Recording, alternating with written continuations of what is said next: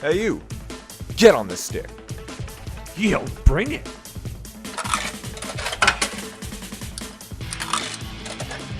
Choose your fighter. Yeah. How's it going, lads? Fight.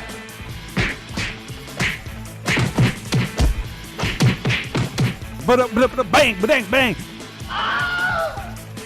Flawless victory. Side Quest Arcade.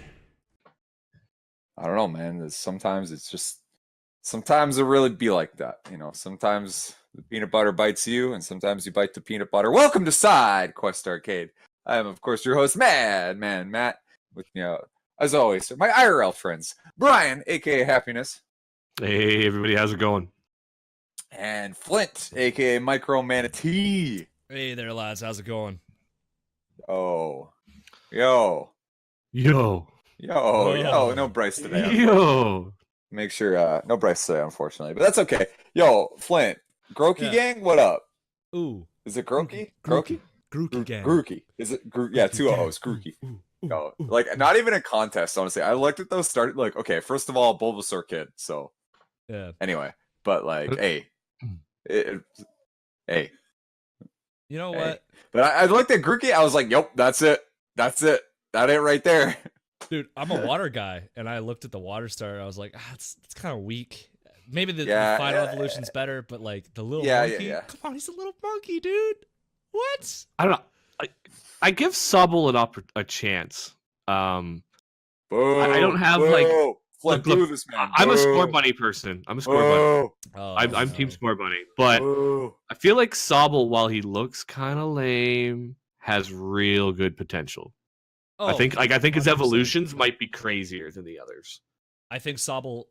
I've seen some concepts drawn up, and there's one where he becomes like a wise old man frog. Oh, that's pretty dope. That's okay. That's pretty lit. That's I ain't pretty gonna dope. lie. I gotta Okay, see. I listen. gotta see though. Listen, I love how like new Pokemon starters come out. I give it 2 hours. There's already like, yep, this is my evolution theory. Like this is what I think they're gonna. And the people who make Pokemon art look really fucking good. Like, Oh So god, good it's at it, dude. some amazing. of the people, and they're like they draw it obviously, but they draw it like an in-game sprite. It looks fucking good, and you're like, some of it looks so good you can't tell what's real. yeah, that's what I And, mean. like- Like, I was like, whoa, did they like because when by the time I saw it, because I was at work when they were released, like Grookey Gang and all that shit, all the memes were coming up. Like someone redid Grookey Gang with the Bongo Cat, and it was so fucking perfect, dude. It was oh my, it was hilarious. It's on my Twitter. Maybe I'll Yeah, I think tag it's you on guys in Twitter it. I was somewhere, yeah. I laughed so hard at that. It was like perfect. But anyway, point is, I actually thought that they had released the second and third evolutions because I had seen people do them, and I thought that was official art. Like I was like, oh shit, they announced all of them, and then I found out after because I saw multiple people's interpretations of what they would become. So Yeah, man, Pokemon Yeah. art, like that art community, you can't screw around, man. They have Fire. been practicing their craft for 20 years. I 20 guess plus so. years, Now some I of think them, when about you it, think yeah. about it, and it's some of them for sure. Some of them for sure. what you I think didn't realize man. like it was a style that Okay, people would okay. get like super Hold up, into, hold up, like real the quick, same way they real do quick. with like Dragon Ball Z style and Hold stuff. up, hold up, Yeah. hold up. Hold up. This is important. Top 5 Gen 1 Pokemon. Top 5 Gen 1 Gen Pokemon. 1? If you say like Bulbasaur, that's like Ivysaur, Venusaur as well. That's like lying. What are the Whoa. best? Okay, so like Your 5 favorite lines, yeah, of Gen 1. evolution lines, Gen 1. Because you could go Gen 2 because I don't really know after that. Gen 1 and 2 are the ones I played the most. So I know Gen 3 a little bit. Who wants to go first? Okay. Bulbasaur line, because that's my boy. I always go Bulbasaur, my boy. Jolteon. Pinsir, because Pinsir, you know why Pinsir? I was the only kid on the playground that had one. It was fucking dope. It was sick.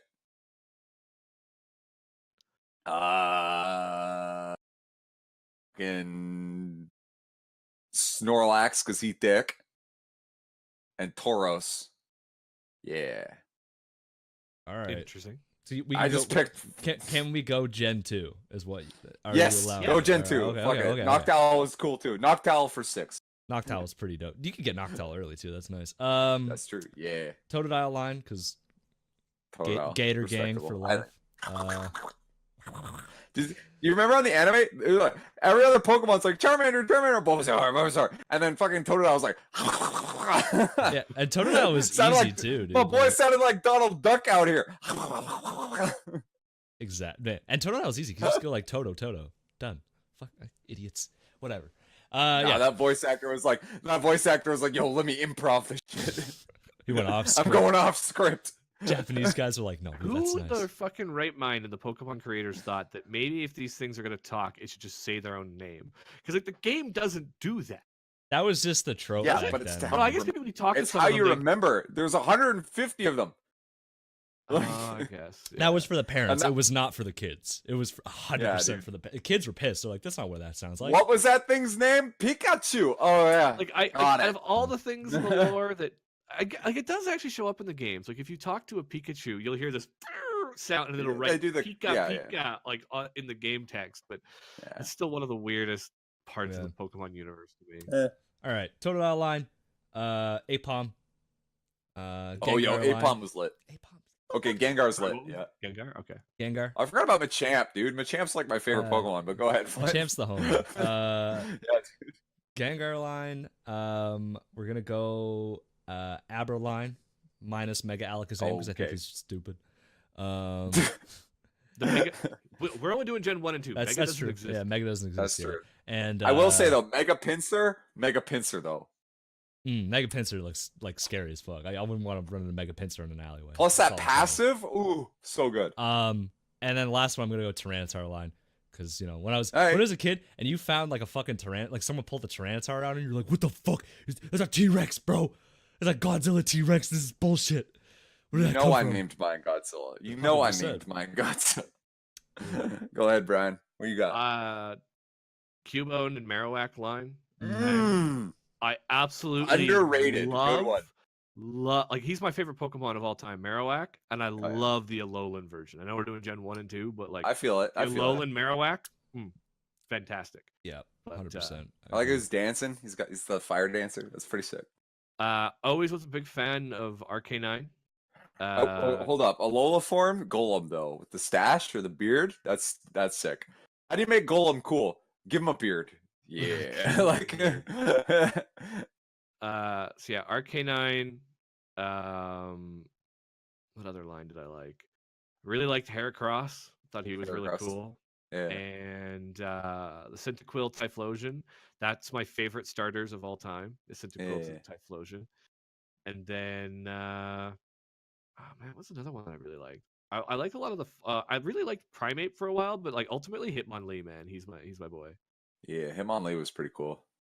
Mm. I know we just went on a tirade, but I just wanted to talk about that. I just got excited for some reason. I want to talk about top 5 We're talking Pokemon. about the art, and one of the things that I find really fun about looking at the spoiler art for it is like other games when they have like fake leaks, they leak in different ways, right? Like Soul Calibur could have leaks because it was like who's the cast, right? Or like Mortal Kombat could have leaks, you know, for fighting games for like who's the cast.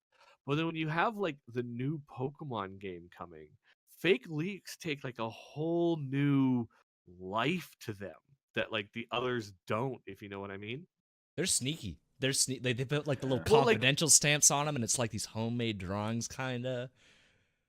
It's weird. Some of them are drawn so closely to what you would actually expect to see in the game for the art. Now it's a little different now because they're starting to get 3D models. So like if you saw an actual proper rendered 3D model, you'd be like, okay, that's a real leak. But considering they all also seem to have these like anime arts too, like it's For the sneaky, and you're Pokedex, like- they're usually the anime art, aren't they? Or am I wrong about that? Not in the newest games. The newest games they have because they have the processing power. But I forgot. I It's been a think while. up to like X and Y, you could.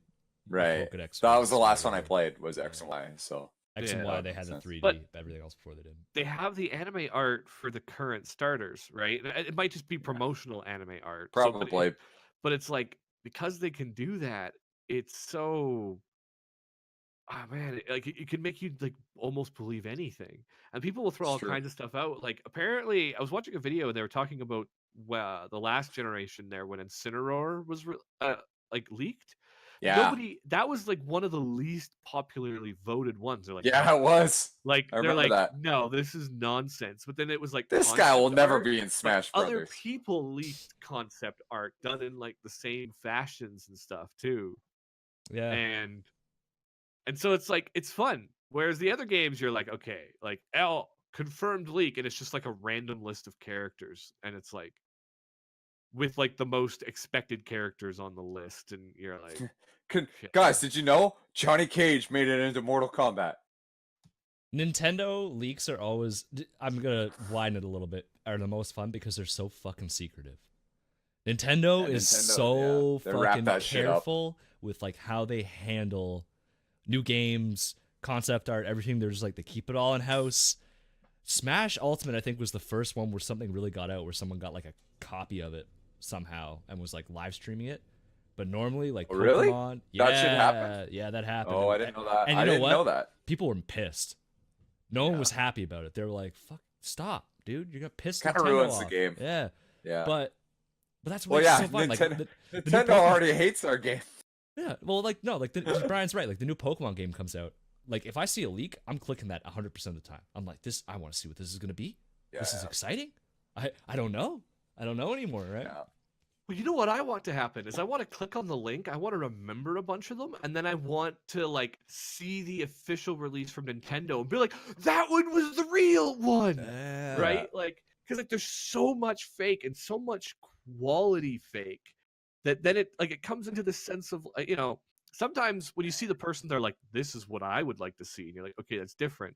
Yeah. And then there's the person I don't understand the mindset of like the 12-year-old that's like, I'm gonna tell everybody this is a leak, right? But like. Attention. There's just a certain amount of like almost excitement for like figuring out like or taking your guess like out of all of these fake ones, and like there could almost be like a brilliant Nintendo person like actually leaking it in with the rest of the bullshit leaks. Oh, yeah, I've always heard that when it comes to leaks, like with like movies and shit, like Hollywood, like low key leaks things. Like, oh yeah, the Avengers trailer came out a day early. Well, it's like what was that? What was the Interview movie? Where Sony got hacked and no one could watch the movie because North Korea was mad. And then it was actually just a really, really fucking terrible movie. And someone was like, pretend to leak it and say North Korea was trying to get it deleted, and everyone will want to watch it. Yeah. There are brilliant leaks, though. Seth Rogen, man. I love the interviews with Flint. Hey, Superbad's a good movie, dude. Come on. Fuck you. Superbad's great. No, I like Seth Rogen. The Interview was trash. It was a trash. Oh yeah, the movie. Interview. No. I thought you were shit talking Seth Rogen. I was like, man, did you guys go to Vancouver? They took it away. They shouldn't have took it away. It was so fucking funny. He did the voice for the SkyTrain for like 2 months.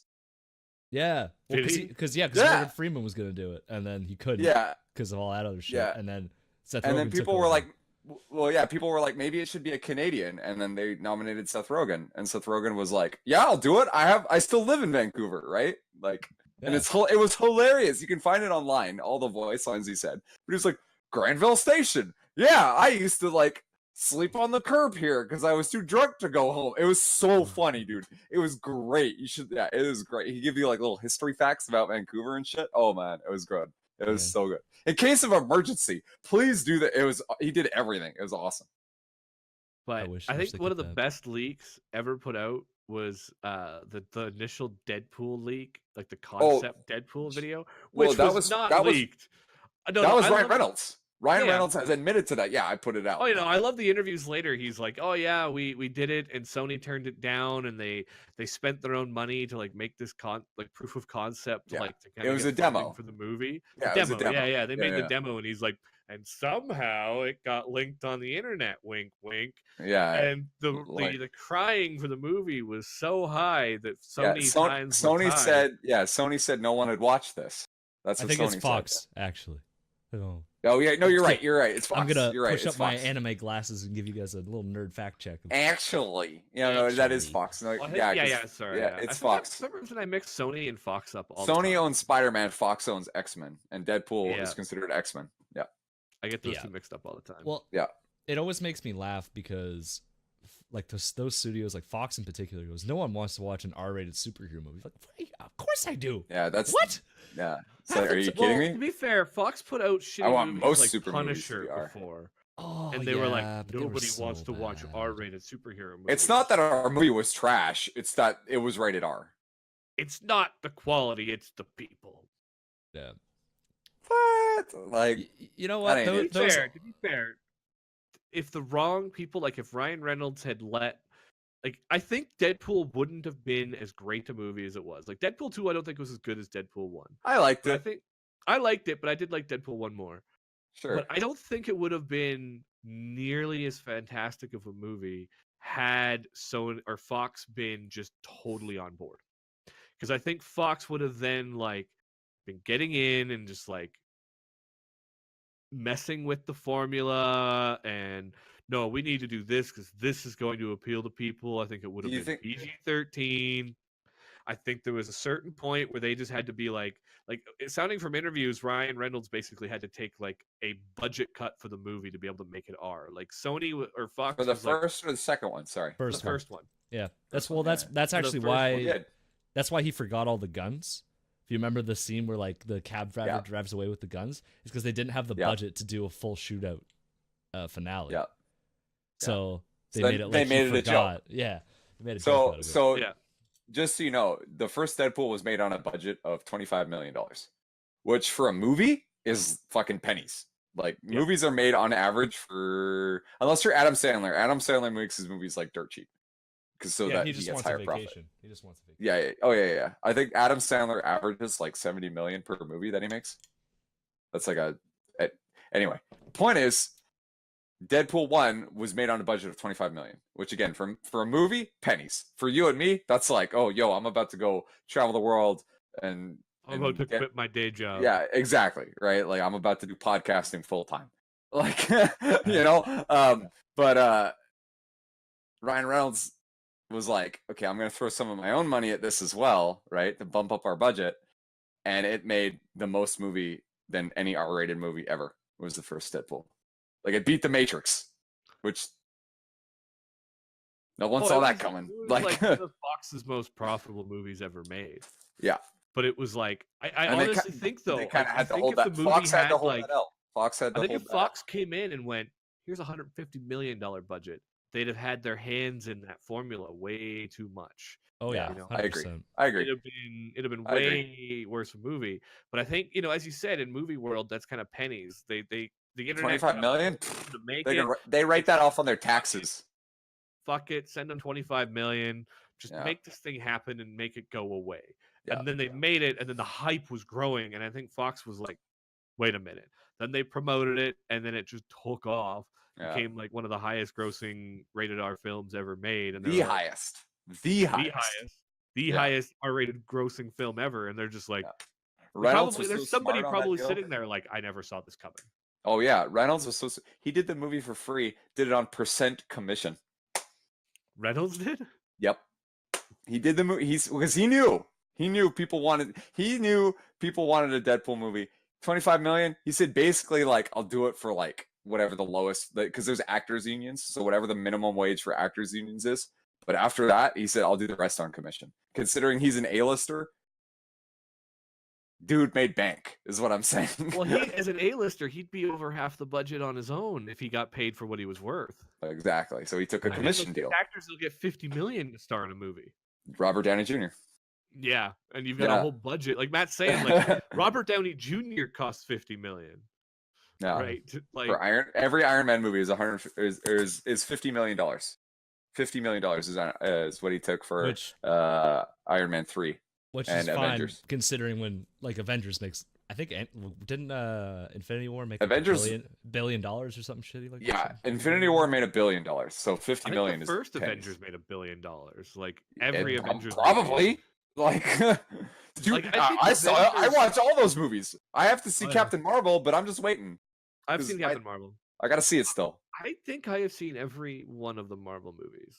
I have. I definitely have. I've missed it. Yeah. We should do an Avengers roundup when Infinity War comes out. I think it would be fun. The final Infinity War. I don't know what they're gonna do after that one. They're not gonna walk away from this cash cow. That's not a No, fucking chance. Spider-Man movies, Doctor Strange movies, they're gonna keep going. I do find one thing that's kind of interesting though, like Ant-Man and the Wasp and Yo, Paul Rudd's a dream. Don't you dare talk shit about Paul Rudd in no, front I'm of my not talking face. shit about him, but like Ant-Man and the I am Wasp the and Ant-Man Captain fan, Marvel. okay? Like the one. they ended the last Infinity War with that big cliffhanger, and now the movies that are coming between the next Infinity War movie, like even the next Spider-Man that's announced, they're all happening now, like before that movie that came out before it. Yeah. Right? Like they're all happening before the shit goes down. Yeah, it'll be interesting to see. Yeah, Captain Marvel, for what it's worth, by the way, Matt, was an excellent movie. I've heard mixed. I've heard some people like it, and I've heard some people thought it was just kind of okay. That's what I've heard. So it's between good and okay, and I'm okay with that. Groundbreaking. It wasn't pulling a Deadpool. It wasn't doing anything new and different. I mean, heard that like some people. The same thing about Doctor Strange. I thought Doctor Strange was a great movie, but it was still just an origin story. Yeah, want to know? You know what my biggest complaint about Doctor Strange was? Doctor Strange was a fucking weak ass bitch in that movie, but the cool thing about Doctor Strange is we don't need to see him practice magic. By the time Infinity War came out, he was already good. And that's all I needed. You know what I mean? I understood that it was just him going through the concepts of learning. And he did some cool shit, like occasionally. But if you watch that movie, it's for the most part, it's just Benedict Cumberbatch getting his ass kicked. Right? And the next one, he'll be like good. Because now we've seen him do like, and I knew it would be like, I was like, yeah, whatever. Yeah. And I was right. So it worked out. Yeah. As an origin movie, Captain Marvel was excellent because you weren't bogged down in the origin. They were like, yep, this is Captain Marvel. She's a soldier. She's at Earth now. She used to fly fighter jets. Have fun. And then it was just her trying to figure that out. So it wasn't like it wasn't like a it wasn't like Infinity War. Sort of not. Yeah, it was just here I am. I'm Captain Marvel, and I was fine with it. I was fine. Like I knew what that was gonna be. I honestly if you're to compare Captain Marvel to the other first movies, right? Like if you're to compare it to the first Captain America, the first Iron Man, that first Iron Captain Man's pretty high. I was gonna say that first pretty good, but like if you're to compare it to the first Thor, where he's in a coffee shop the whole time. Yeah, like if you compare it to the first Thor, if you're to compare it to the first Ant-Man, if you're to compare it to first Ant-Man was good. This is the second Ant-Man that was only okay. Good. I'm not saying Are you shit talking Ant-Man in front of me? No, I'm just saying like I love you, man. It's on par with like those movies, I think. But I think some people have also just expected this like insane shit from like Infinity War or even the scale that like Black Panther was, and then they're it's like you're taking this movie and it's like it's like I'm gonna compare it to like a tier list. This is gonna be stupid, but it's like taking an S- or an A. Marvel tier list. Let's go. I'm feeling it. They're not S tier. You know what I mean? Like this character isn't as powerful as Pichu and Smash Brothers, but they're Winter still Soldier, like A+ tier. Guardians of the Galaxy 1 are top tier. Avengers 1 is top tier. Iron Man 1 is under that. Iron Man 2 is kind of weak. I'll put that lower. Thor 1. No, okay, I'm kidding. But no, actually, since we're doing Pokemon, what's your 3 favorite of the Marvel series? Let me think about that. Just okay, that first Avengers movie is so fucking good. I would put that one up there. I think that's like.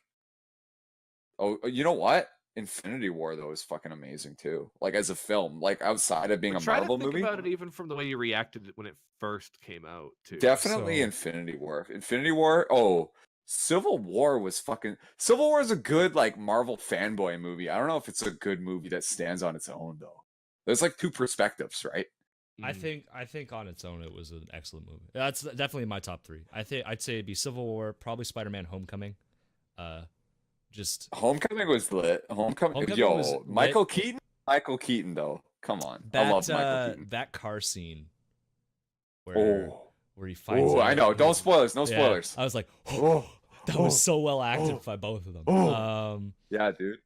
And probably Guardians 1. I loved Guardians 1. Guardians 1 was just fun. It's just a good fucking movie, dude. Solid. I love James Gunn. James Gunn back for directing Guardians 3, by the way. Yeah, he is back. I'm totally for Guardians 2, but like my top 3 is probably I'm kind of with Matt here. First Avengers. Yeah. Guardians 1. Yeah, I have to. And think of another then, I was thinking originally Iron Man 1, but then you guys, it's like a three-way tie between like Iron Man 1, Civil War, and Homecoming. Yeah. I would. Those I ones- might it's even hard to put. I choose might between those put. three. I might put Infinity War instead of Homecoming. I think you guys liked it, Homecoming a little bit more than me, but Homecoming is definitely like S tier instead of S plus. You know what I Yeah. mean? Like it's still like top. I think, yeah, I'm a big Spider-Man dude, so it's Yeah. like there's definitely bias there. Fair enough. I think what's more interesting, I think we can all agree, like the weakest of the weakest ones, though, right? Like Thor Dark World. Come on, that was pretty Oof. bad. That was a pretty bad movie. Oof. That was a pretty. Yeah, they dude. did. They did. I love. Thor I dirty. love, dude. I was gonna say I love Christopher Eccleston. If you, those who don't know, he was the Doctor Who, the Ninth Doctor. Yeah, And he was my doctor. That's the doctor I watched. He was fucking great. And that's when the shows was like new still, but it was old. And it was like practical effects. It came out in 2005, so everything's shitty. I love it so much, dude. Mm-hmm. So I love Christopher Eccleston, but goddamn, does he not look good in that stupid outfit? I just couldn't. I just didn't care. I didn't care at all. I was like, I don't give a fuck. Man. I did really like Thor Ragnarok, though. I felt like they Ragnarok brought was that one awesome. back. Yeah. See, so- I think I need to rewatch Ragnarok because when I saw it, I was like, this movie sucks. And then I went online and everyone was like, this movie's so good. And I was like, did I miss it? Like there were parts I liked, but then I talked to Punk Duck, Ed, about it, and he didn't like it either. So that kind of reaffirmed that maybe me and him are like backs against each other, like ready to fight everyone. You know what I mean? Fandom But then- coming at you. Yeah, you know what I To mean? be fair, Like though, some people have mixed. Maybe it is a movie with mixed opinions because me I and don't- Flint damn near came to blows when the second Star Wars movie here. came that's out. true. That's true. And Last I was Jedi, like, you I guys, we ain't, fucking hated we ain't it. gonna bring that up. I don't even know if I want to watch the last Star Wars movie. I feel like I'm committed, but like We I don't- hated the other one so we bad. ain't gonna fight I'm about ready it. to walk away from the whole. We ain't gonna fight series. about it. I Let's don't not. even want to watch the rest of I it. hate it. So bad. Listen, and Flint's listen, like, I Brian, loved it. And I was Brian, like, Brian, me and him, you listen, can, if Brian. you're watching the video, Flint Brian, is just Brian, ready to throw hands Brian, now. Brian, Like, Brian. fucking. Hold Right. me It's back, like man. bottom Hold below me any back. of the worst Marvel movies. Listen, I hate it when mom and dad fight. Okay. Hey, So hey, don't. Don't you dare I need say to go watch Star some Wars fucking 8 chick was worse flicks than again Thor before I 2, go watch okay? some- Don't put What's that that? evil on me. Don't say it's worse than Thor 2. Don't you dare, because Thor 2 was booty tier, okay? It's Matt, like by Flint, far the worst You one. said you got time to play games after this, right? We're gonna have to play some fighting games because I think Yo, we about to man. grab the it was like sticks. significantly Woo! better. Like Speaking of fighting leagues better games. than the last Star Dude. Wars movie. Be right Speaking of back. I'm fighting gonna go games, call my ISP and tell them to throttle my connection to make you fucking rage out, okay? It's gonna be even worse. Like, yeah, set it down I mean, to Your 0.1 sister sitting megabits. there jiggling the I mean, USB at this cable point, or the should we Ethernet just cable. talk about Marvel movies? I mean, we're already a half hour in. Why don't we just keep going? Fuck. I mean, I was just gonna say, yo, Mortal Kombat 11 looks pretty fucking dope. I ain't gonna I'm lie. ready to keep fighting out the Star Wars Dude. thing with Flint, but let's not Look. derail the podcast that bad. Look, we Me have- and him almost couldn't record one day. We got just like We heated debated for like discussing. a solid 30 minutes, I want to say, about Before recording. before recording. Like, look, Which And then I don't we know had about to like that. switch tone and like go back to recording. yeah, we had to like Yeah, dude. reset. No one's mad. Just go back. Yeah, dude. But Okay, now let's just fuck it. Let's talk about Marvel. What do you guys? Are you Hold guys on. stoked for Infinity Hold War? Okay, all right, okay. well, all no, right. we'll talk about Marvel because I had actual stuff like video I was games. gonna stuff say we wanna might talk as about. well. At this point, yeah, we But can. here, But at this point, but we here. I'm feeling the Marvel. I'm feeling the Marvel. All right. Which, by Okay. the way, in Japan, lots of Marvel shit. Very surprised, Yeah, but the no. movies are pretty big. They're I global sensations.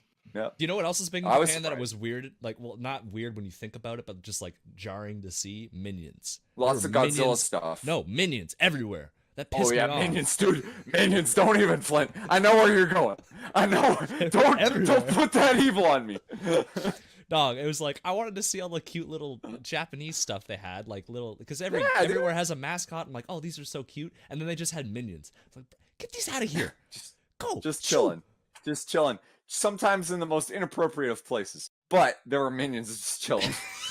No, that was appropriate considering the surroundings. That's where I put Minions. That's where they belong. Yeah. They belong Yeah. in weird sex. When I see minions, Brave I definitely feel fucked. Anyway, Anyway. All right, hold on. I got who do you think's actually going in Endgame? Right? Because Cap and Iron Man gone. Whoa. They're gone. 100%. Oh, Flint, don't, mate, I don't want to talk about that. Dude. Nobody dies. Everyone just hugs. No, Thanos is I'm like, I'm wondering, sorry. That's does it. That's somebody what grab happens. the Infinity Stone and snap people back? I don't know. So they're all in the Like, Soul 'cause, Stone. like, they've They're all in literally the Soul killed, Stone like- right now. Oh, Yeah, is that they're what all happened when he took him? He trapped them. That's in what the happens Soul in Stone? comics. I Well, believe. that's probably not what Thanos wanted, but that's how it works, right? Like they all get sucked into the Soul Stone. They're all just hanging out there. So Yeah. they're gonna snap them back. But in order to do they're that, gonna do there's something. gonna be or the some time deaths. stone or whatever, right? There's there's definitely some deaths. Okay, well, I unfortunately, don't know anything about the actual Infinity War comics, but like Cap originally dies in Civil War, is my understanding. So Oh Yeah, yeah, he no, gets shot. he gets he's shot. not like We he's ain't talking not about living that, through though. Civil War. 'Kay. Or Yo, through, by the way, through Endgame. spoilers for a comic book. Yeah. Dies in So Civil War. yeah, if you're back in fucking 2010 and you're I was about to say 2010 comics. Yeah. Okay, so I think Cap and Iron Man. I have a theory that I don't know which one of them's gonna die. I feel like Robert Downey Jr. might not want to die, but he might want to stop being Iron Man. So like he'll be like, except for like big occasions. So like he might be like, I'm not gonna be Iron Man anymore, and like step away. But in continuity, still live. And then there's gonna be like some big movie in like 5 years or 6 years from now where he shows up. That's my theory. I but could see him. I think Cap they're gonna kill. I'll be honest with you. There's a Because couple Cap things. is like America, and I feel like that's gonna be like a big freedom thing. And No, he's gonna go. Yeah. He's just gonna go. I- Chris Evans is done, I think, just as an actor. what? Okay, just I was about to say, do you know something that I don't? No, I just Don't think, tell like, me, Flint. Please a lot- don't a tell lot of me. these actors have been burnt out on it. Well, they've been around I for don't 10 know. years. Like, he didn't even want to sign on as Captain America initially because he was worried that he was like, I'm going to be locked into this role for 10 years. Like, I can't do other That's movies true. because every other That's year true. is a fucking new superhero movie that I got to be in. So I can't explore other stuff. I got to be Captain America. Yeah, but it also made him jacked. So Oh, no. Like, and I'm sure he's enjoyed it, but they have to kill some of the original cast because that's true. Captain Marvel They're is trying the to make- beginning of the new Avengers. She's gonna be on Okay. Earth full time. I guarantee it. So- She's gonna be okay. like So the one heavy of the things hitter. they talked about too, and it kind of makes me curious about where they'll take the films after. So I saw the interviews talking about it, and then after watching Captain Marvel, you're like, okay, I can see it. They said that straight up, flat out, Captain Marvel is the most powerful superhero in the Avengers lineup. Oh yeah, 100%. Really? Over Thor? Oh yeah, Over Thor, 100%. Captain Marvel, and then you Thor's watch got the movie. the axe. I haven't seen the movie yet. Doesn't But matter. Thor has the axe that can fight the Infinity Gauntlet. Doesn't- Remember? Well, like- doesn't matter. Wow, Yeah, damn. just in She's. general, I didn't know like- I didn't know she was thick strong. I just knew she was strong. Dummy thing. No, yeah, that's what She's they said. dummy Captain Marvel is like the. Okay. Maybe it's not in the comics, but like even over Thor, she is the single-handedly most powerful superhero in it. And some people were upset. Like, What I about saw Hulk? No, more powerful. Like, What if the Hulk gets real mad? Because you know how the Hulk is greater the angrier he gets. there's the MCU versions though. They don't versus do the that comics, here. right? Okay, That fair enough. That's comics. anger Thing, is Yeah. a comics thing. 'cause I technically- I read the comics when I was like middle school. I so, know like, what you're saying. They tried and, like, that in the first Hulk movie and it didn't go well. Like people didn't like it, so they just scrapped that. Is that the from Hulk or the Incredible Hulk? Hulk? Just Hulk. Hulk. 2000 Just oh yeah, 2008. dude, just Hulk when he fights the dogs. Yeah, great movie. GG Marvel. Stop. Anyway, go ahead, Right. Brian. What were you saying? But yeah, so anyway, they were saying that, which makes me wonder, like after Endgame, you know, like because some of the original ones they started were far. That was one of the things the MCU did interesting was they grounded the comics kind of in modern day. Yeah, Like yeah. Iron Man when he created it, it's like okay, first they had to create the power source because people now understand how much power these things take. Right, it was just a chess piece. Then he was able to make that suit, but then it kind of fell to but it's been this escalation, right? Like even the way his suit then just became like all these nanobots in Infinity War. Do you know why they did that? I can explain that. Because Sure. in Black Panther, they gave him a nano suit, and they wanted Iron Man to not be inferior to Black Panther.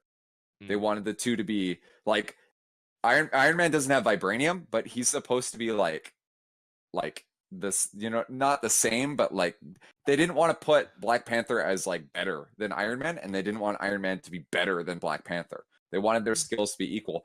Also, way easier to animate than the cool thing with all the things wrapping around him, putting on the armor and shit from Iron Man 1. It's just impractical in the long run. Like they did in the comics too. Yeah. Actually, I think the suit is inside of him now. Like it's like in a pocket comics, in the back of his head, but it just like comes out. It's like it's gross. Yeah. Anyway, you were saying, but yeah, I was just saying those are the two reasons why. There's a continuity reason from like a creator's standpoint, and then there's like the animation wise, this is cheaper. Iron Man suit, way easier, right? Like. Yeah, but you know what I'm saying though, right? Like it started far more grounded. Even Captain America is a superhero, like super soldier serum. He's just a strong guy fighting in the army, right? Like there's this like grounded. A little bit more to it than him being strong, but I get you. You know what I mean, though. You know what I mean. I don't like you talking down Cap like that. Cap's one of my favorites. I love the bouncing shield. Dude. But it was a little more grounded reality, the starting heroes, right? And then it gets a little crazier and a little crazier and a little crazier. And even Ant-Man with his powers and like going down the molecular level, it's getting a little crazier. Guardians of the Galaxy are in space.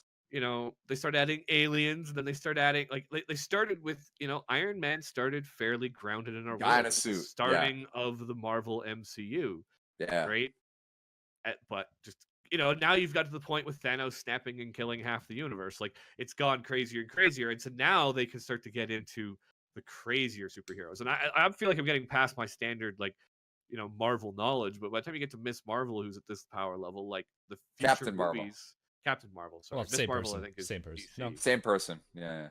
Or is Miss Marvel DC? And then No, Captain Marvel? No. You're thinking of Shazam. Shazam is Captain Marvel. Yeah. And So he goes, Shazam! They made Marvel took the rights to Captain Marvel. It was basically like DC had Captain Marvel as a fuck you to Marvel Comics. Yeah. So that, like people would accidentally buy Captain Marvel when they're looking for Marvel Comics. And then when that license came up, Marvel made like Captain Marvel as like a write-off, super strong, whatever, and they never used him. And then they brought Carol Danvers in, and she's like the 6th version or something. Yeah, I was gonna say there's Marvel. a lot of There's a whole rewrites. fuckload of them, Ms. Marvel and then Captain Marvel, but it's all the same. Miss Marvel entity, had the kinda. same powers as Captain Marvel, but then they like now she's Captain Marvel. In the Yeah. Oh, and then that's where Shazam had to change his name to Shazam? Yes, exactly. Something like that, yeah. Yeah, basically Marvel paid DC a fuck ton of money, or the license came up. I don't know which it is, and You'd have to look into it on how that arranged. Captain Marvel is now Shazam, and Miss Marvel can now be Captain Marvel without any. That's probably where I was confused. Okay, so yeah. By the way, you guys see Aquaman? No. I didn't know. You guys didn't tell me Bryce was in a movie.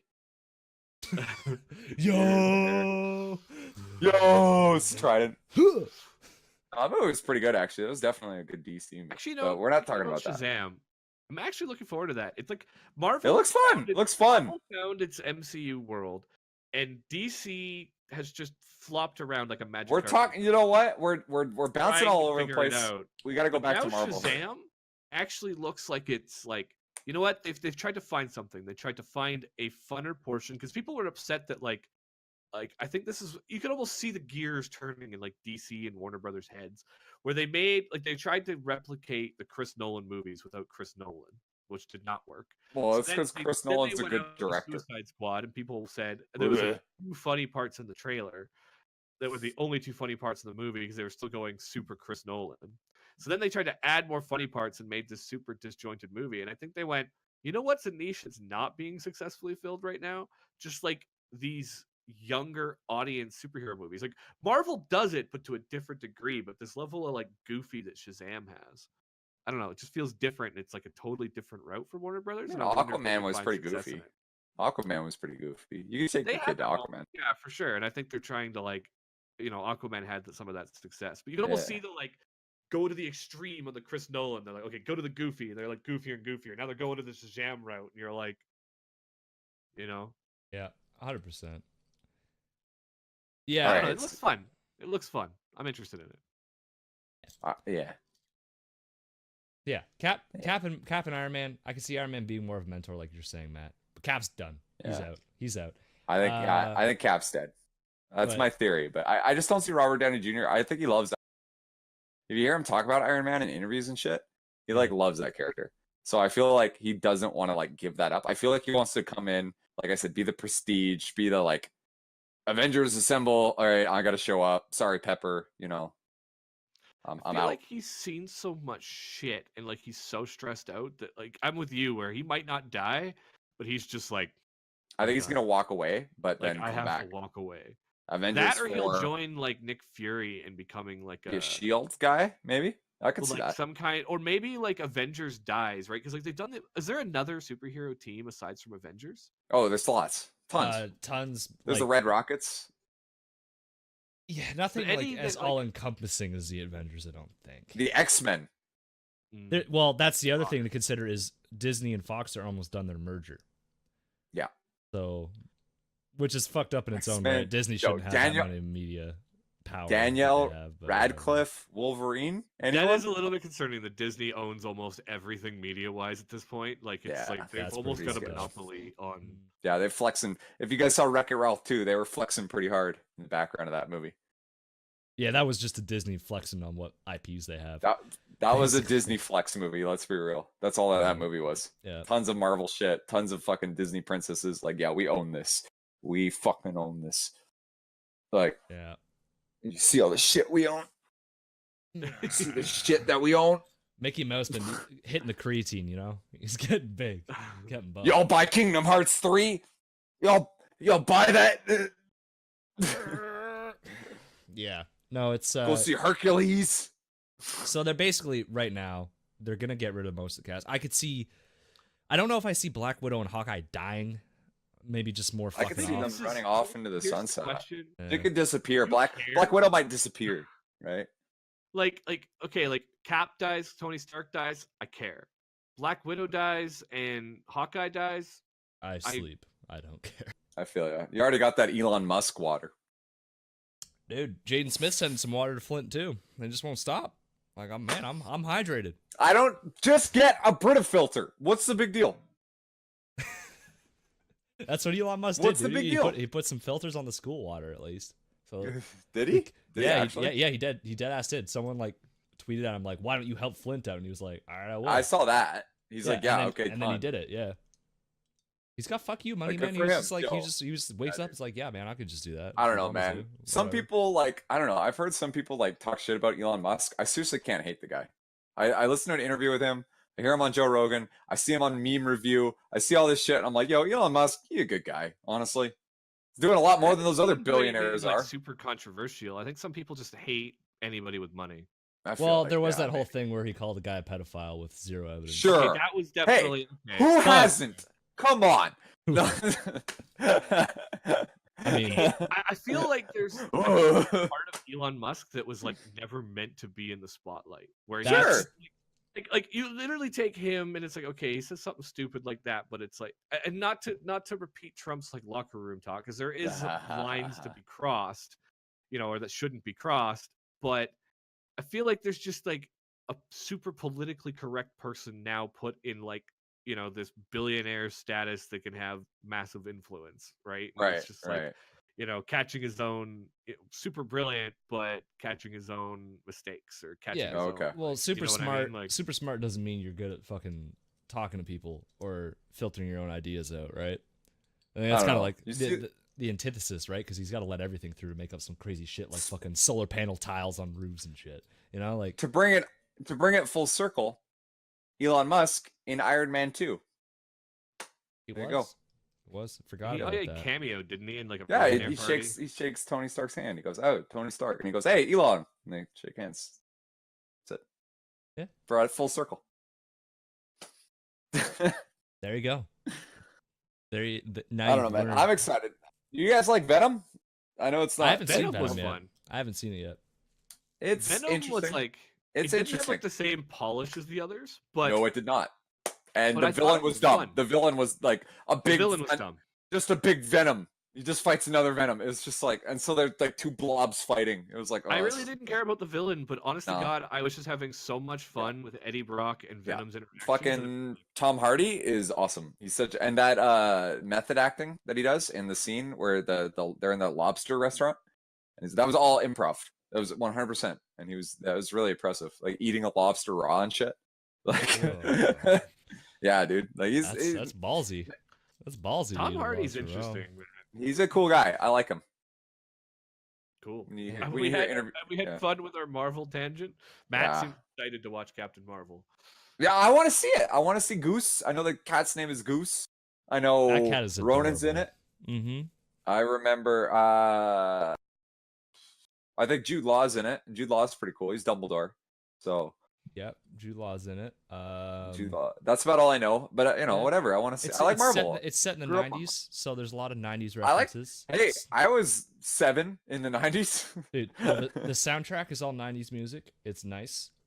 I like Nirvana. It was I like agreeable to me. Yeah, Nirvana was playing for a good portion of that movie. absolutely. Obviously. So yeah, no, it was probably, good. Yeah. It was good. Yeah. I would recommend it. Should be good. I'm excited that James Gunn got his. Do you guys? I'm excited that James Gunn got his job back. Do you guys hear about that? Yeah. saw it on So Facebook. my favorite part of that was Disney never looked for a replacement. So Oh, yeah, they that was what was leaked, was that they never bothered. Like, they fired him with the intention of hiring him back. They just waited till they were done closing their merger with Fox, and the hate had died down. Oh, That's what makes they were sense. waiting for. They were like, that makes sense. But he's already doing Justice League, and he's doing both, which I think is hilarious. yeah, Or no, Suicide Squad, not yeah, Justice League. Suicide Squad. Yeah, Suicide Squad. whatever. I'm down for that. Fuck Hey it. man, we'll get Better- dude. Anything that James Gunn directs is worth watching. I'm just saying. I can't remember, Slither. Justice League already out? I never watched it. Yeah, it's Or- Yes, already it out. is. Joss No, Whedon did it. it's- Joss Whedon did it. It was okay. Just yeah. He couldn't save it if you like- entirely. Henry Cavill's CGI'd face is so awkward, but yes, there are things in that movie that work better than other things. I feel like they just DC is like that kid that tried to copy your homework but didn't do a very good job of doing. Doesn't so. actually Yeah. understand the problems at all. Doesn't really understand what was happening, and then they figured they could just copy it, make a sloppy job of it, and call it Yeah. as good.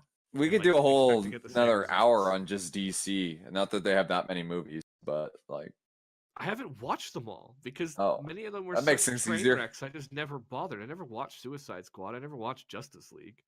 Do you mean You're not missing Oscar-winning much. movie Suicide Squad? Do you mean that one? yeah, Wait, dude. it won an Oscar? Yep. Best visual effects. It won costume design over, and I can't remember. Okay. There was a sci-fi movie out. I can't remember which one it beat. That had just amazing. Annihilation? Maybe no, No, not Annihilation. no. You see Uh, Annihilation, Flint? Yo, Flint, you see Natalie Portman? Holy shit, that was Dude, a good movie. I read the books. I'm fucking pumped. I haven't watched. Are the they movie. good? Are they worth Yeah, it? yeah, the books are good. Should I read? Like, are the books are actually good, or am I Yeah, gonna yeah, get it's baited? a whole Is them- trilogy. It's a whole trilogy, so you Sick. can. It's all in one book. You can just get it. It's like 3 Oh, short stories. sick! I gotta check that out, man, because that movie was like, whoo! I'm fucking feeling this. Let me tell you, that was a good movie. God. Yo, you want to talk about strong women in movie? That had 5 women in it, and they were all kick ass. It was good.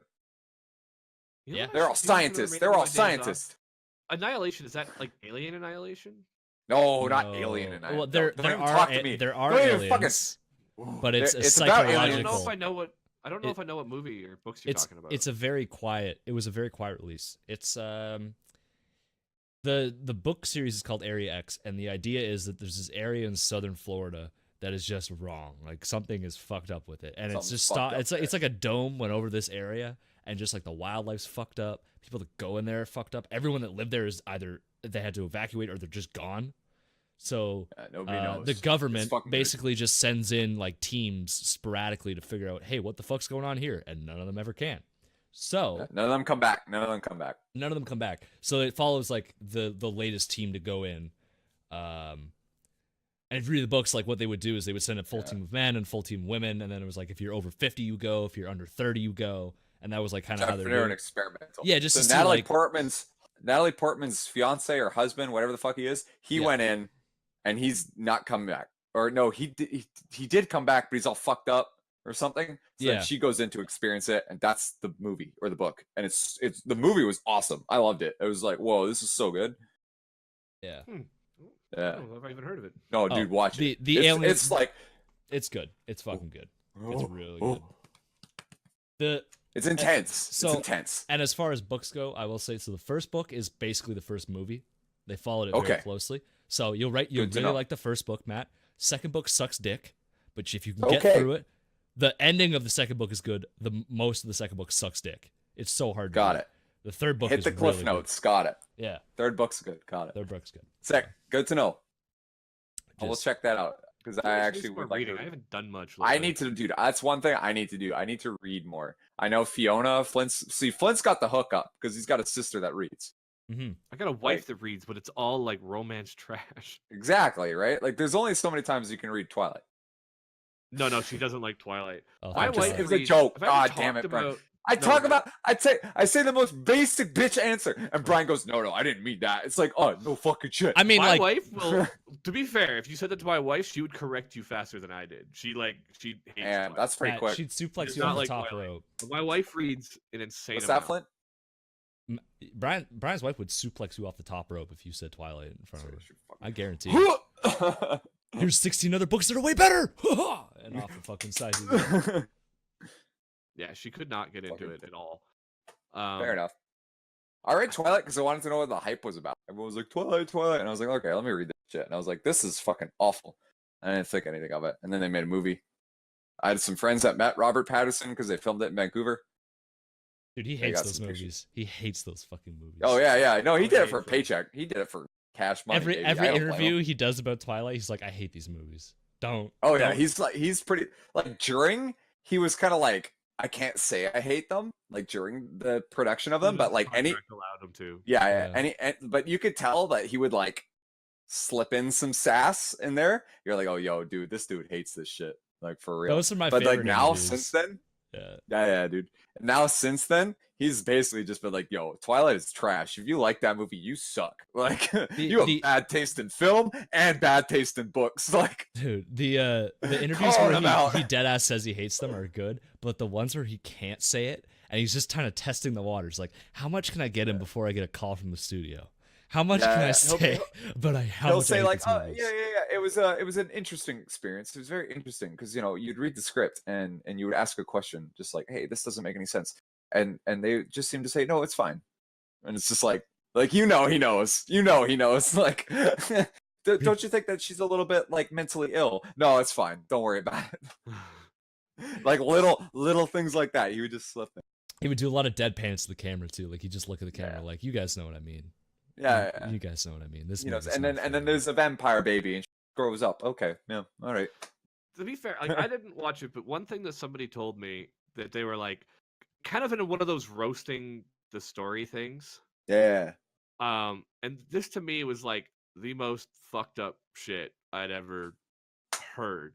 But what I was told at the ending is like, there was the whole like Team Jacob and Team Yeah, Edward. his name is. We'll just call him Robert because it's Robert Ed. Patterson. Yeah. It's Edward. Edward. Oh right, Edward Elric. That's how I remember. And so it was Team Ed and Team Shirtless Dude. And They're all shirtless in that movie. right. The fair. one's extra. And shirtless. one of the things that kind of messed, it's like, okay, so they have this big love triangle, right? And often it's like, okay, who wins the love triangle? And then I think it was my sister was explaining it to me that like at the end of the book, Robert Patterson's character, like Ed, and bland generic female character that any woman can insert them as to pretend to be in this love triangle with beautiful men, has a baby.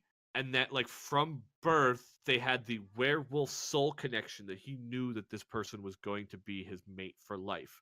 Yep. As an infant, like, he's like 100 years old. He's like, that infant is going to be my wife for the rest of my life, and I will love them from this moment on.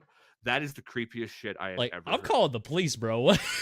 Yeah, dude. I'm calling Oh the yeah. police By the right way, now. that infant grows up to be like 18, like immediately, or like however age the consent is, or whatever. Like immediately. Well, then it just like forward skips, and he's just like married happily forever with like the Yeah. adult version of That's it. It's like, fucked. I'm like, what? Yeah. That's bad.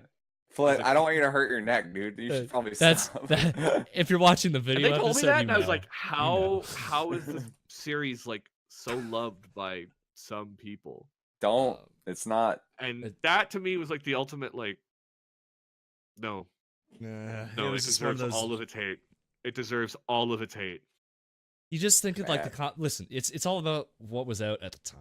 The only other fantasy thing that was out at that period was Harry Potter, right? So if you didn't like Are you Harry get- Potter, you were Are you fucked. defending this, Flint? No, I'm just kind of giving context to why it was so popular, because I feel like there are some younger people that listen to this and maybe weren't around for when Twilight was a big thing. And I had 4 sisters, and they were minus my youngest one. Forgetting you have more sisters than Fiona. Yeah, dude. You have to remember, I grew up with a brother. That's it. Yeah, so y'all didn't have to deal with that. But like, you have to understand, like, if you didn't like Harry Potter, which I did. I'm sure you had other options, but there were no like widely available mainstream high fantasy options for This is true. Essentially, you had Lord of the Rings. You had Lord of the Rings. You went from Harry. That's it. 3 books, 4 really. Which okay, my podcasting career. I thought Harry Potter was kind of overrated. Bro, we might have cut that out. Fucking Potter fans are coming out. Yeah, well, I get the. We can talk about. Listen. With me. We can talk about the term overrated. I read it as a kid. I was looking forward to the next ones, but like, on the list of like, it never. I get that. I said overrated to get a reaction, but realistic, I don't think it's overrated. It just did not click with me. Really. That's fine, but like, I don't think it can be overrated with the amount of love it has. Here's what I've always said about Harry Potter. Harry Potter fans want Harry Potter to be Star Wars or Lord of the Rings, and it's just not. What Harry Potter is 7, 8 movies, 7 really, really good books. But if you start thinking about the bigger world implications, things start to not work so well. They kind of start to fall apart a little bit. But as a book series, they're really good. I really like those books. Even some of the movies are pretty okay.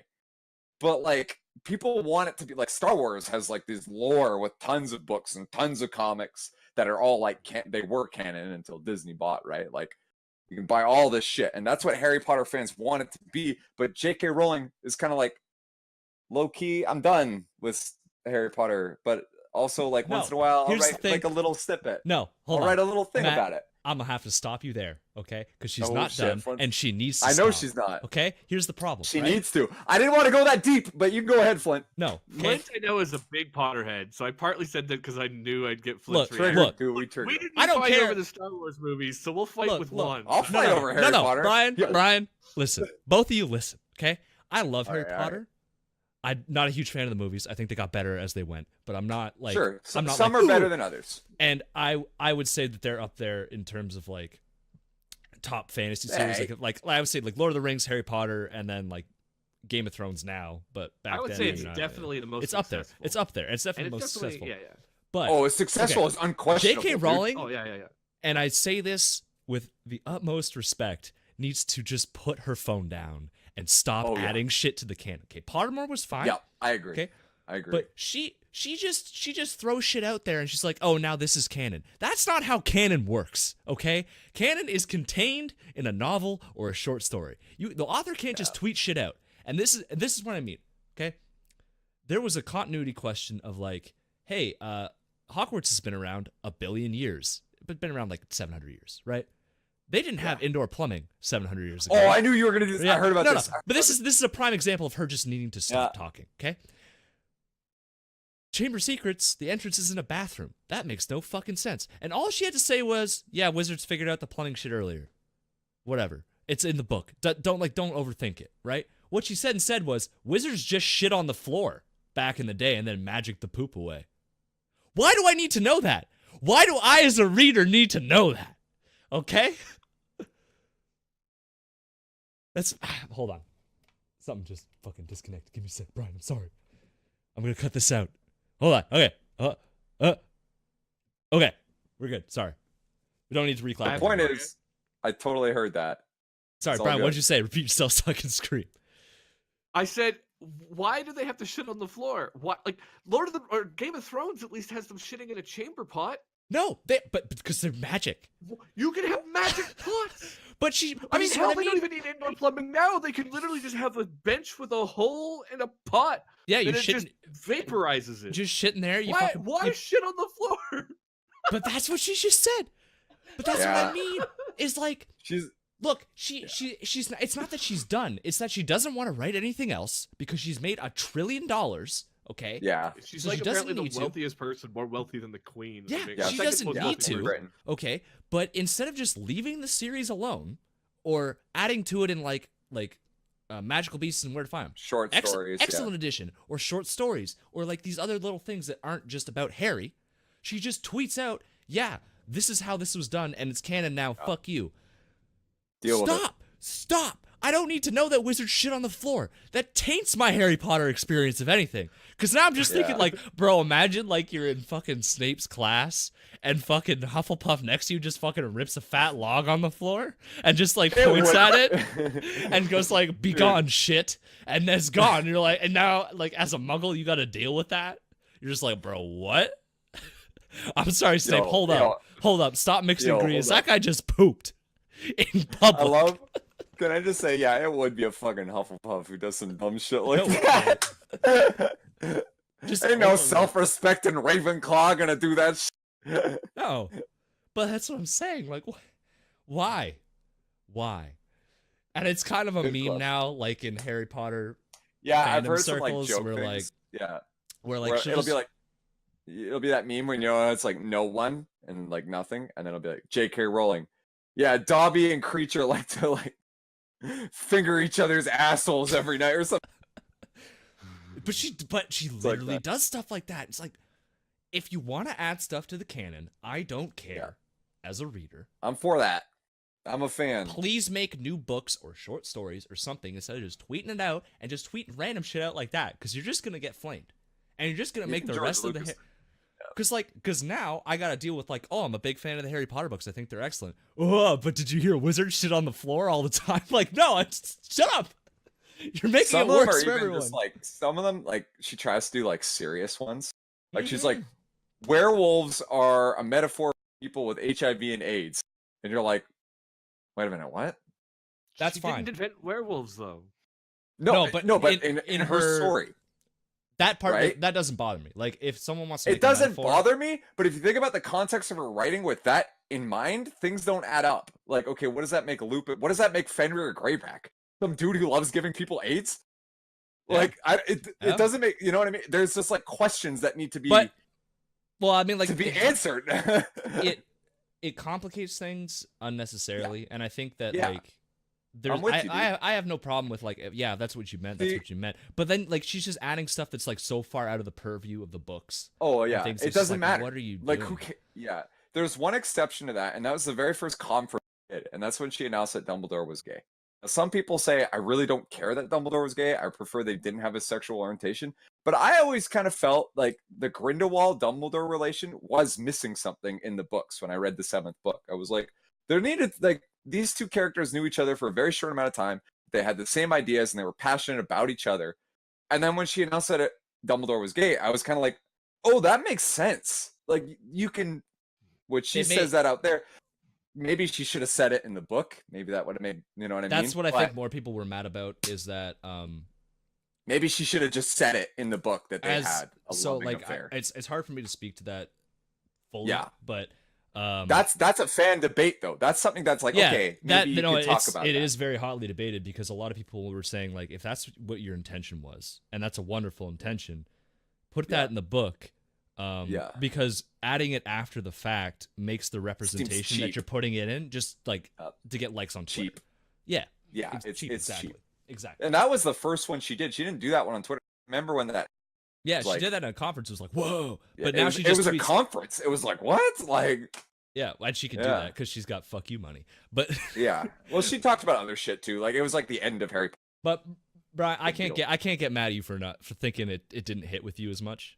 But I will say, this is how I'll frame it. I'm not a fan of the Beatles. Okay. I just, like, the music just doesn't hit for me. I like some of their songs, but overall I don't. Culturally, I respect the fuck out of the Beatles. Twist and Shout is a banger. First of all, like I said, I like some. Ferris Bueller, come on, in the parade. Look, Twist and Shout's good. Sing it up, baby, now. I've got like three or four Beatles songs I actually like, and then the rest. There you go. And then the rest, I'm like, whatever. But culturally, I can respect the fact that the Beatles turned the music industry on its head, and the ramifications are still being felt. So with Harry Potter, it's like, if you don't like it, you don't like it. Like, if you're not into wizard, like modern day fantasy kind of shit. Okay. I think where I struggled, and we've kind of touched on it a little bit. Like, again, I said the overrated to kind of to stir up Just something. I just totally poke a respect bear. for like Yeah. what it's Troll, done. I dude. totally Brian respect Troll, dude. you know, Brian Troll. Brian is basically best. the Brian. modern day.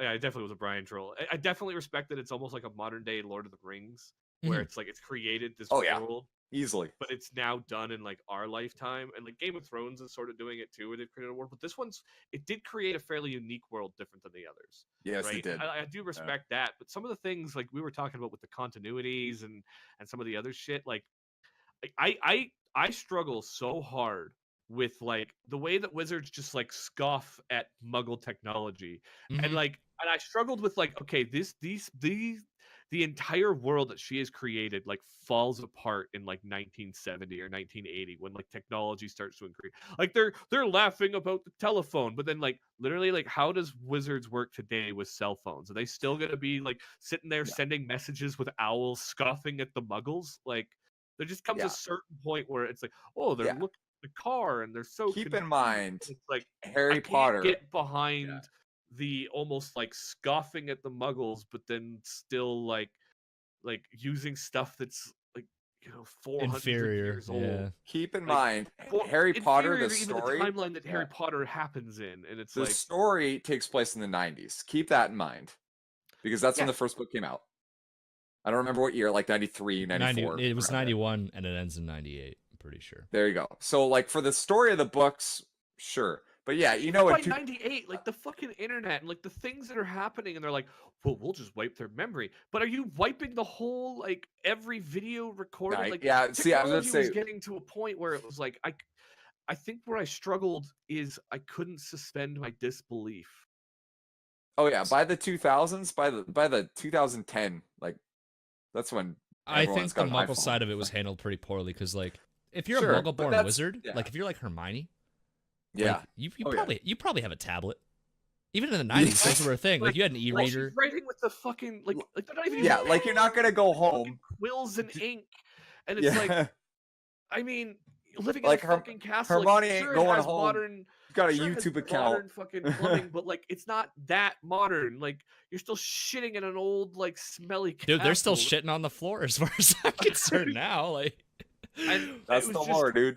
It was a world that I like. I think The Harry more you Potter think about it, the more it like, hurts. If it was like even based in like the late 1800s, it could do some of it, right? But like even the opening scenes of the first Harry Potter, you're right, it is in the 90s, and he's going to like a modern day fucking like what was he talking to the snakes, and he went to yeah, a he was going to a modern day, zoo. like A zoo. Zoo. It's going to a zoo. right? I don't know why the word zoo struggled so hard, but I Not just one could not you think of use the word zoo. in regular conversation, to be Wanted to fair. call it like an aquarium, but it was a snake, right? But he went It's to an the zoo and he was aquarium, looking but not for reptile fish. enclosure.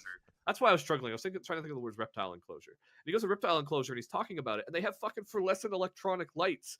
Then they go to a castle where they scoff at people and they light the halls with torches. Like I couldn't suspend Yeah. that disbelief. I get So, you. I with get what you're Harry saying. Potter, and I think it was why I really struggled to get into it.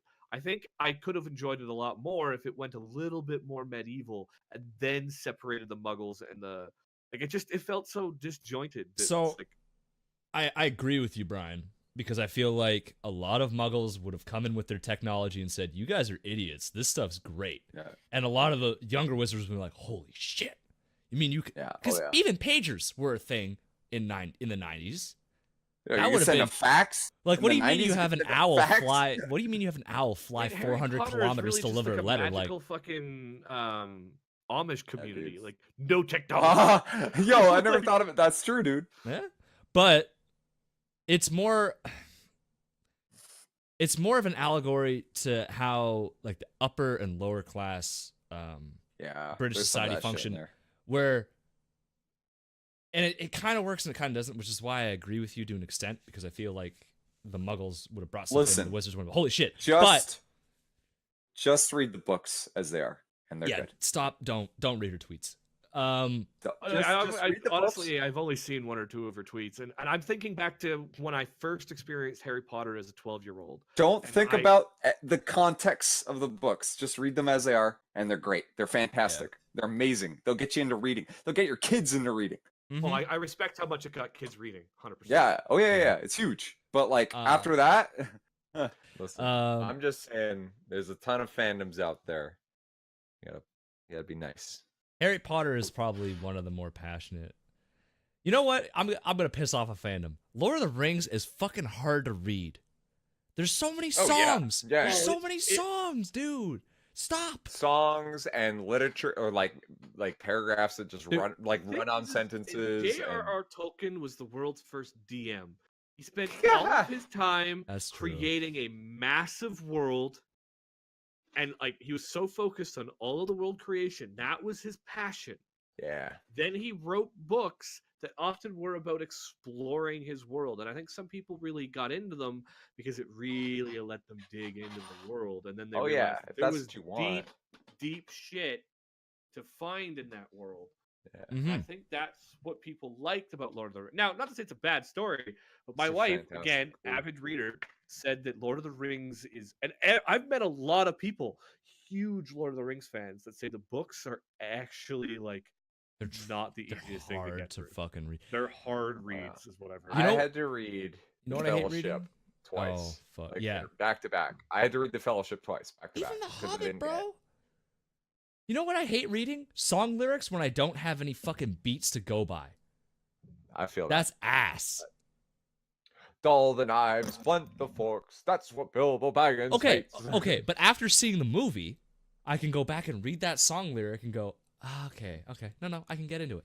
But just reading it got it. dry, like no introduction, no idea, because they didn't do any of that song shit, fucking Lord of the Rings in the movies. No, they didn't. They did not. So you sit down and you're reading it and you're like, okay, fuck, I'm just gonna skip this whole part. But then the completionist in me is like, no, you have to read it because it's in the book. You gotta read it. That's right. Now I'm sitting here pissed off that I gotta read a song I don't know the fucking lyrics or beat to. I'm just like, fucking, ah! But you are correct, Brian. He was like big old DM. Speaking of DM, we just had a D&D session. Ooh, that was a good session too, wasn't it? Fuck, god damn it, Brian. You and your It fucking certainly was. Junior. Yeah, Matt. Well, I'll tell you about it. I'll tell you about it from player's perspective because I was there. I want to hear from the Tell me player's what you perspective. tell me your perspective of what happened, and I'll tell you my perspective. How about that? Sure. So, the party we're still dealing with the forest, destruction of the It's forest. gonna be a long while. before That's that gonna be a figured out. long while. It's gonna take a big old that's- sorting. That's To, gonna be a bit. to be fair, Aiden and our characters are the only ones right now that have like a super fleshed out backstory, as far as I know. Josh does too. Josh does too. Okay, awesome. But Apparently it's your guys' sort of tied in though with what we're doing, from what I got on this session. So we're dealing with that, and we're crossing this lake. And as we're crossing, I know that we're fighting a sea monster. I'm like, yeah, this is gonna happen. I cliffhangered it last session. Cliffhanger to last session. It's gonna happen. I was preparing for it mentally, and the sea snake appears, and we're fighting it, and it's very similar to the dragon fight. And I made an offhanded comment when we're at the stage of it's just a sea serpent, going, "Oh yeah, you guys weren't here for the dragon, but wait till this thing fucking grows mech armor." Just as like an offhanded thing. I'm like, there's no way Brian's gonna pull this out again. We're gonna have some. And then all of a sudden, Brian's like, you see a gleam in the distance. God damn it! No! That's all he had to say. He just said, you see a gleam in the distance. I knew. I knew. A familiar gleam. Yeah, and I knew. I was like, okay, well, fuck, god damn it. Fucking snake has mech armor. See, this is how you know Flint's not a Godzilla fan, because everyone knows Mecha Godzilla, Mecha Godzilla 2, Mecha Godzilla 3, Mecha King Ghidorah, Mecha King Kong, like the list goes on. You Is all I'm you saying. make it mecha, it's just like, god damn it.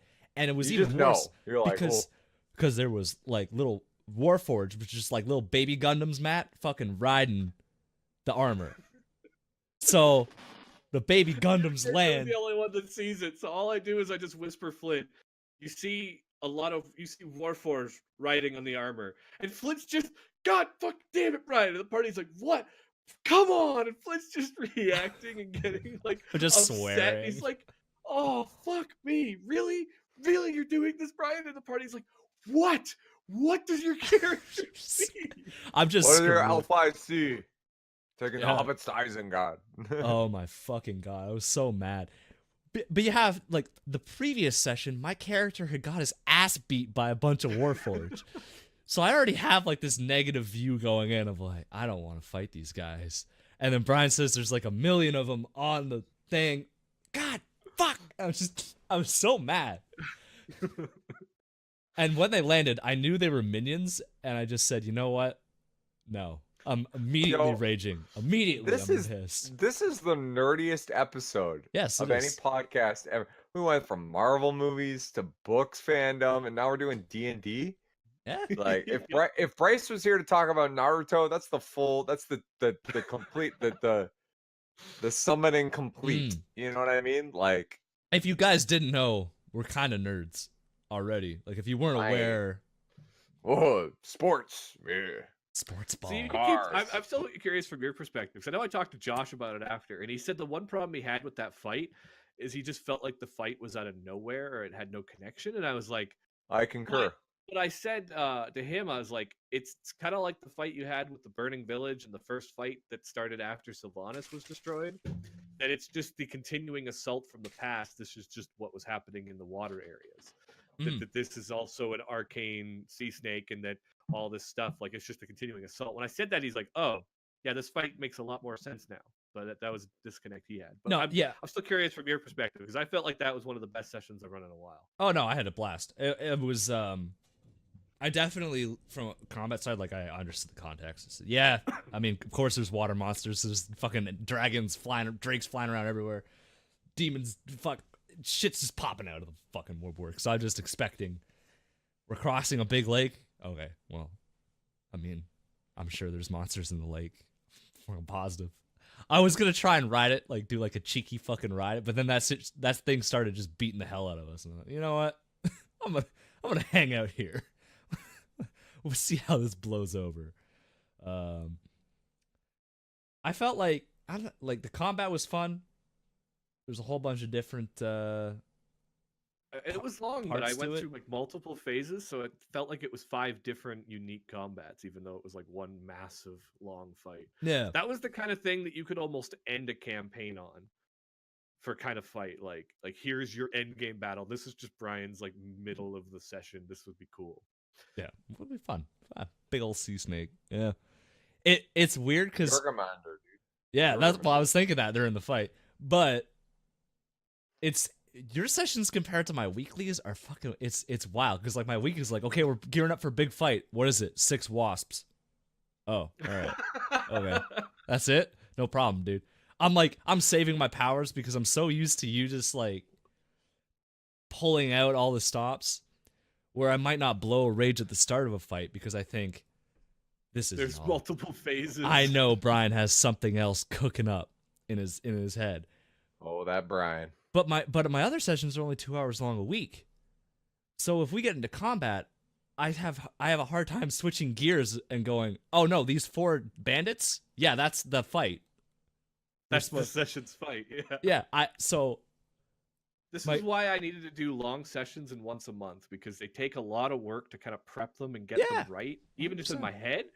But then I've also said too, remember when we started this campaign, I said, I feel like I'm delivering this story better than my ever previous campaigns. Like, I feel like I'm really doing a good job on kind of like setting up this mystery, and like Aiden and Josh in particular are like really into the story I'm telling. Where my previous campaigns, I felt like my story was kind of meh and kind of like incoherent and was definitely my weakest point.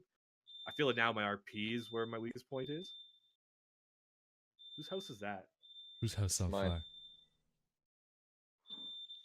Better go check that everything's okay. I'll be right back. Do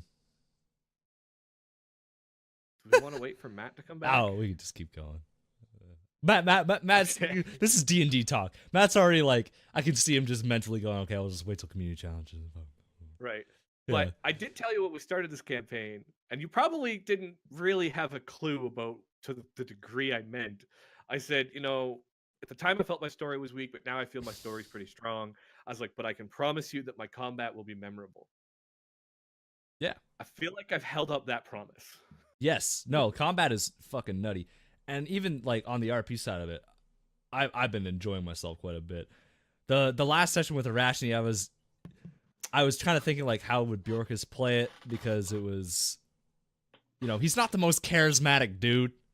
Like, he puts sometimes on a front. The barbarian struggles with that, and you're like, I don't want to ruin the tension of this by making more barbaric dick jokes, but like, I'm here. Well, that was kind of where I was just saying, like, oh, well, they're an asshole. We're just gonna say no because that's what Bjorkus would say. Like, no, you're a dick. We're not dealing with you. But I wanted Josh and Josh in particular to have his moment to really deal with like the RP side of it, because I know his character has tons of charisma and is more set up for that. He also has a different emotional connection to dealing with, in particular, Arashni. So. I was totally cool with that.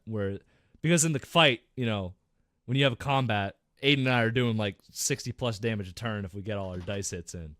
So that's fine. We're strikers do crazy damage. Right, and I could see Josh was a little bit like, "Fuck, I'm not doing as much as I thought I was gonna do." So I wanted him to have his moment in the. We're gonna retool his character a bit. Yeah, 100%. But I'm totally down with that. Like I have a couple of like mantras like I kind of follow through with as a DM, and like at the first and foremost important thing is that the players are having fun. Like if I'm gonna break the rules, I try to break the rules so that the campaign is more enjoyable. Yeah. I don't want to break the rules. Like I've met a lot of DMs. I'll chat with them in different groups, and like I try to bounce ideas, and I'll even watch YouTube videos. And there's so much talk in the D&D community about teaching players consequences, and it's like, okay, I mean, is your entire view of DMing sitting there with a ruler slapping their wrist every time it like? I was about to say consequences. How about I stick my hand up your ass and use your mouth like a puppet? How about you teach the players how to have fun in a game? Why don't you do that first, you stupid fucking DMs?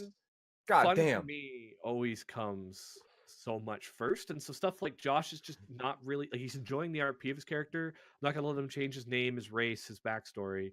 But if he wants to retool his abilities because he's not really enjoying it in combat, I'm like whatever, dude. Like we can do that. Oh, and 4E is super anime compared to 5E.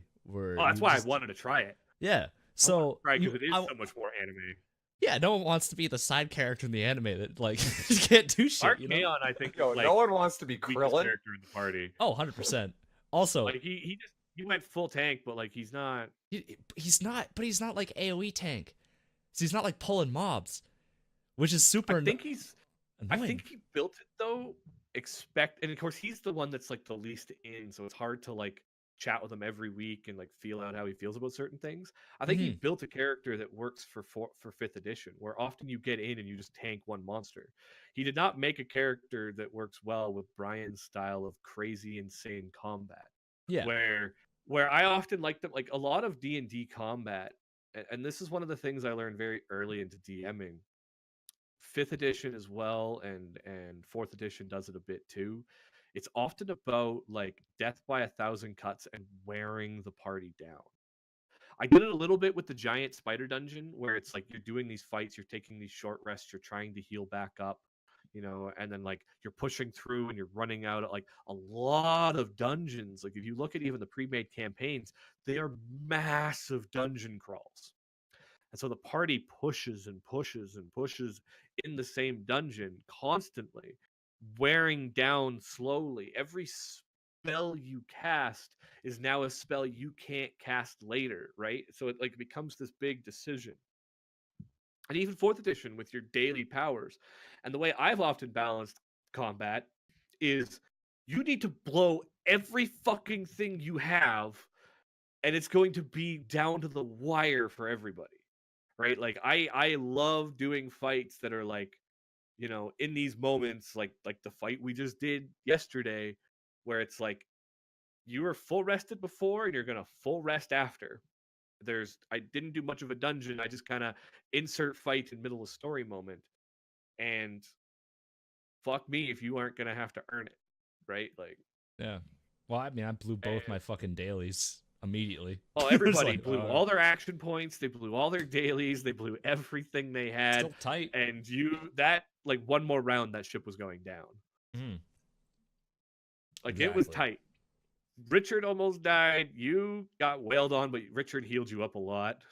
Yeah, Richard's Bjork would be dead ass if Richard's character was not in the game. Like the healing he provides is insane. When we were making Josh's character, I thought Josh's character would be way more powerful because of how much he's in stealth. And I do partly think that Josh doesn't understand his character as much as I understand his character. And so I think we need to retool him to a character that makes more sense to him, is what we need to do for him to enjoy his character and have more success with it. What's Richard his daily? generally it's Josh that is... portal thing that he puts down on the ground. Okay. But I keep summoning big monsters that are hard to deal that with. And like the text is so hard to interpret.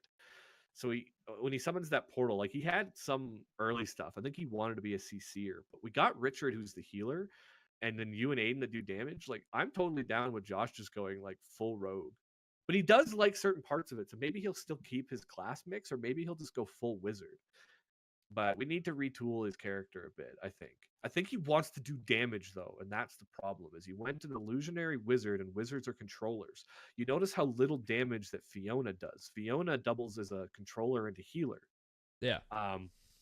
And, you know, she hits with her Thorn Whip. They don't really do a ton of damage, and so his wizard abilities don't do a ton of damage. And then his rogue abilities, they don't seem to do near as much either. But a lot of the stuff he picked was very... I think we put too many things in his kit that puts him back into stealth, and I think we needed to choose some just blow up hits. moves. Yeah. We need like a blow up move and Magic a non blow up missile, move. dude.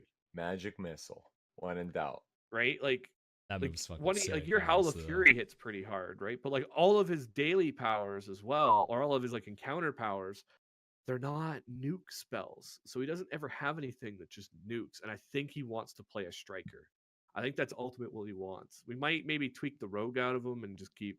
I don't know. We might retune his character completely. I feel like if he just even had like one or two just fuck you, I'm blowing everything up spells. And then the rest was going in and out of stealth. Yeah. Because having that one moment is just awesome. Like, and then, that's why I love the action points, because it allows you to be like, moments. I'm going to dump my biggest hit, and I'll allow you to spend your action points so that it's not wasted. Yeah. I know the way retooling helped me a ton, because I was just missing so much fucking moves. I was like, God damn it. I was getting pissed. I think Josh's character, though, too, like, Josh seemed like he was a lot more experienced in D&D, but apparently he'd only played like 3 or 4 one-shots in the past. Okay. And then... I mean, shit, that's more and then, of experience course, than I had. none of you have ever played 4th edition before. That it was my first time playing 4th edition as well. But yeah. But how did you like because like this, like I knew I could do combat crazy like that fight we did. Like I know I'm capable of making shit like that. I've done it multiple times, making all my own homebrew shit, you know, multiple different phases. Like I had total confidence in that. I knew that combat would be probably one of the better combats we've had in the session going forward. I think it was a little less surprising than when the dragon first donned the mecha armor, because now it was like, oh, okay, we've seen this before, but it was still intense. Yeah, I was so pissed. God damn it. I'd do this again. I thought it was so funny when you're making that joke, and I literally have all the tokens hidden in GM layer for the armor flying forward. And you guys hear about the fire just now? What? There was a fire at the circus in Calgary. There's a fire at the circus. I'm bringing it up because there's a circus in Calgary. Yeah, apparently there's a fire in the circus. Yeah, it was intense. Oh fuck! God damn it, Matt. God damn it, Matt. Fuck.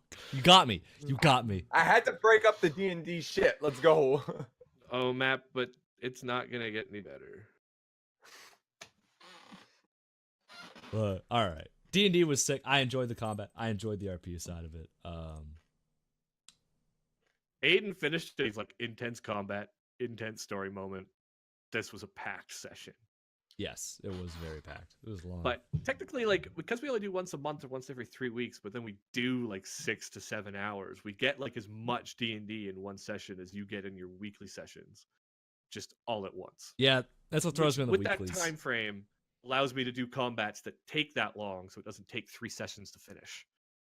Yeah, that's what throws me on the weeklies. Is like the combat's over in like 5 minutes, and like, now you have to RP, and my character in the weeklies has like a Joey Wheeler Brooklyn accent that I do as a one-off, but now they're recording it, so I have to fucking commit to that shit. Like, hey, kunai with chain, I'm gonna throw my stick at him. Chain. How did Joey win any duel? I mean, how did Yugi win any duel, TBH? Fair point. At least Kaiba is like, all right, he's got some strong ass monsters. Right? Kaiba was the OG pay to win. Yeah, like legit, he's just EA.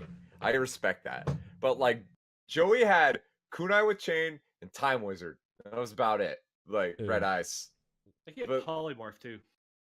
Yeah, he had Polymorph. Everyone Polymorph at some in the first that was the they were like, this is the meta, and everyone I'm just gonna play Blue Eyes. That was the meta, dude. That was the meta. I'm just gonna play Blue Eyes, dude. I'm not fucking polymorph him. I kill you in one turn. But all I'm saying is like, how many duels? Oh, Kunai with Chain, and then the people fell for it. It's like, yes, it's like 4 cards, bro. Whatever. Yeah, dude. I don't. Anyway. Look. You know who was the real pay to win? Pegasus, because that motherfucker could he invented the game. No, but he could just go back to his studio and paint a new card and be like, yeah, this is legal. Suck my dick. Yeah, dude. Suck my dick. I'm Pegasus. I just made a whole new deck. What are you gonna do about it? Well, you guys were dicking around the island. I just made a whole new deck that you can't counter. I have Exodia, but it's 1 card. I win. Yeah. Oh, have you guys ever heard of Relinquish? No. On top of that, he's reading their mind and seeing their cards the whole time. Yeah. Yugi boy. That's what he would always say. Kaiba boy. Yeah, just add boy to everyone's name. Taya boy. That doesn't even make sense, but he did it anyway. Yeah. Whatever. All right. You know what? We got a community challenge. We actually got a lot of responses for this one, too. Yeah, but real quick here. What is Tristan of the Yugi universe? Like, you got Yugi, you got Kaiba. What the fuck is Tristan? He's Yamcha. Where I'd say Joey's like Krillin because he's the best friend, but kind of useless. More like Piccolo or Vegeta. No, Vegeta's Kaiba. No. Vegeta's no. Kaiba. Maybe Vegeta's totally Kaiba. Tristan is the tag. He does nothing. I don't even think he duels in season 1. He's either the Yamcha or the Chaozu. Oh, fair enough. He does fuck all. He does fuck all. He's like. He's got pointy hair though. If I'm gonna relate it to another Saturday morning kids anime, he's like in Pokemon when Ash is having an intense battle. Everyone's sitting on the sidelines analyzing every move. Yeah. No, because Brock's actually competent. Oh yeah, Brock knows what he's doing. If you watch X and Y, when Ash has 17 followers and they just all go around in a posse from town to town, and there's a couple of them that just don't fight ever. That's who Tristan is. Tristan's just there. I'm stronger than everyone, and then Kaiba goes, but I literally have paid bodyguards who can beat you up, so you're useless in that regard. I think there's didn't Kaiba actually throw his Blue Eyes card at somebody? And, he did. Someone pointed a gun at him and he beat the fuck out of them with a Blue Eyes card. Okay, so first of all, in continuity, there's only 3 Blue Eyes cards, correct? That was the idea, in season 1, and he was chucking them around. 4, and to make a dramatic point, he ripped it. He ripped up Yugi's dad's up because Yugi's dad or granddad wouldn't sell him the 4th one. Yeah, and then everyone just has them now, so it's whatever. Pegasus went to reprint. He's like, you know what? Honestly, I can make a fortune on these Blue Eyes White Dragons. Oh yeah, it's that show always holds a special place in my heart. But goddamn, if it isn't dumb, you know. Oh yeah, I'm with you, dude. I love Yu-Gi-Oh! Gen 1 video games because it's before the rules of the actual card game got fucking dumb, in my opinion. The rules of the card game never changed. No, the actual card game never changed the rules. They started doing different things with the cards that played within the rules that existed. That's what I'm saying. That changes the rules. That fundamentally changes the rules. It still follows the rules. It's just doing different effects within the rules. It's not breaking any of the rules, any of the cards. Okay, the metas going forward are fucking dumb. Okay, that one I'm okay with. I'm a stickler on this right now. The rules didn't change, at least in the 7 years I played it. If you want to say the rules didn't change, that's fine. But the cards changed the rules of the game. The cards were a game changer. The cards, it became a different game. What once was, I'm going to play this card, and I have a magic card that will stop you from attacking me, became, I'm going to play this card to play this card to play this card to play this card. Now I take all that and summon it from this card. Now I have a 8-star monster on the field. Turn 2. You lose. It became much faster, that's for sure. Yeah, and I disagree with that. I think that's dumb. I like that when it was That's like I like that. Yeah, the power creep got nuts. I like that when it was like, I just want to play my Celtic Warrior. See what happens. To be fair, Matt. Now that Celtic Warrior, it's like, why the fuck are you running that? Matt, even when because I played when the second set came out. I played first set and only first set. I know the rules. I played the first and second set. Well, I played for a lot longer than that. I started at the second set. And even in the first set, most of those cards were useless. Don't matter. It's fun. Like, you're like, Celtic Warrior's cool, and it was played by the 12-year-olds because Yu-Gi-Oh! Played Celtic Warrior, but then, like, in actual even competitive play in first set, nobody was using Celtic Warrior. I'm not competitive. Are you competitive? I was. Yeah. No, you weren't, dog. I ain't seen your name on the billboards. In set 2, you could play like Lajin, Mystical Genie of the Lamp. That was about as far back in set 1 as you would go. I don't even know if that was set 1. That might have been set 2 as well. I'm just saying, dude. It's the fucking Mystic Elf defense position. What's up, bitch? 200 defense, 2000 defense. Where you at? You ain't gonna do nothing. You ain't gonna do nothing. That's a good wall monster. Now that's like fucking whatever. Stupid. I loved wall monsters because I played Amazons, and one of them, Amazon Swordswoman. Let's say that if I took life point damage, you would take it instead, but only from her combat. I remember that. I would summon like 3 Amazon Swordswomans, and they'd be sitting there with a 2000 attack power monster, and I would just attack it 3 times every round, and they just be like, fun? Yeah. Well, because it would do them 500 life points every time I did it. Yeah. Fair enough. Like, I played against somebody once that summoned a Labyrinth Wall, and I said, you just forfeited the game. And they're like, what? I attack your Labyrinth Wall with my Swordswoman. They're like, fuck. I summon a second one, I attack it twice. They're just like, fuck. Okay. That's funny. All I'm saying is Gen 1 Yu-Gi-Oh! What was that? Feral Imp? What was a green imp? That guy was cool. I miss that guy. What the fuck was that called? What was that called? It was Feral Imp. It was Feral Imp. Okay, I was right. Cool. Beaver Warrior. Come on. All worthless. No, amazing. They're cool. Flint, go ahead. Celtic Warrior only became good when they reprinted them with an effect. I don't remember what the effect was, but the fact that everything needs an effect, like, ugh. Yeah, that's just card games. That's just how it happened. Go ahead. That's how it. I know. All right. Magic the Gathering does have more vanilla monsters. But... Doing the goddamn community challenge. Community challenge. 2 hours. Doing it. All right. Our community challenge. You guys weren't here last week. It was Bryce wanted to know. Get the actual wording from the man himself. Can't be here. Says, what's a song from a video game that you still think is fire today? It gives you the most nostalgia, or you forgot about, and when you hear it, it's like, oh shit. You can read that. Read that in Bryce's voice. Can be a theme song from a level, or just a song on the soundtrack. It doesn't have to be the theme. It doesn't have to be the magnum opus of the fucking franchise. It could just be one you heard and you're like, oh hell yeah. So I'll get the name of it right now. I know what it is. It's so good. We're gonna start with Twitter. We put it on Twitter this week. Or HP says any sound from Ape Escape. Don't fucking at me if you think otherwise. I've never heard a single Ape Escape sound effect, song, whatever. But sure. Oh, it's PS PlayStation. Damn, that cat's purring. Is that your favorite sound effect, Brian? Apparently, he just keeps coming to my feet and meowing at me. Oh shit. Martin's dog. Hey man, how's it going? Long time. Been a while, Martin's dog. Been a while. Good to hear from you, man. Says the frog theme from Chrono Trigger. I never played the game. Oh yeah. Good one. Good answer. He said he found it on a piano app. Never played Better the game than before. Ape Escape answer. Yo, Ape Escape's great. I never played it. Controls suck ass, but great game. For games he's played, he'd say he always catches himself whistling anything from Ocarina of Time, Song of Storms, Saria's Song, the title sequence theme, Kuroki Forest. The list goes on. There you go. I don't know if my mic actually picked up any of that, but a little bit. I heard it, so should have. Nikki6 Best Chair NA says, when you queue Can confirm. Aruf, ARURF, Aruf in League of Legends. Oh, okay. Maybe that's a mode. When you queue Aruf in League of Legends and the KDA song starts playing, I'm always say, God damn, I love the song. Yo, KDA? Fucking, that song is so good.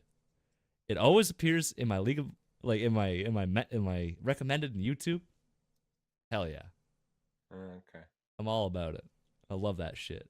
I'll bump that all day, every day. Bryce just replying on Twitter, that's irrelevant. Bryce is a bot. Also my Apex teammate, but he's a bot. Mozambique here. Mozambique here. We're still paying Cover that. for my brothers. Yeah. I'm working through. I gotta get 10 wins with cover. It's hard. His hitbox, he's fat boy, man. Dude, he's thick. He gets shot from behind cover. Oh yeah. Sucks dick. I find that too. But it's fun because you get to say cover for my brothers. Hell yeah. Croshan says his favorite is Cornerian theme, Star Fox on the Super Nintendo. Greatest of all time, period. Oh, good answer, dude. That's a good one. That is a good one. Fuck, how does that go? How's that? Oh, fuck, I know that. Like, it's... Oh, it's so good. It's really fast-paced. Yeah, I remember Space but epic. I just need to...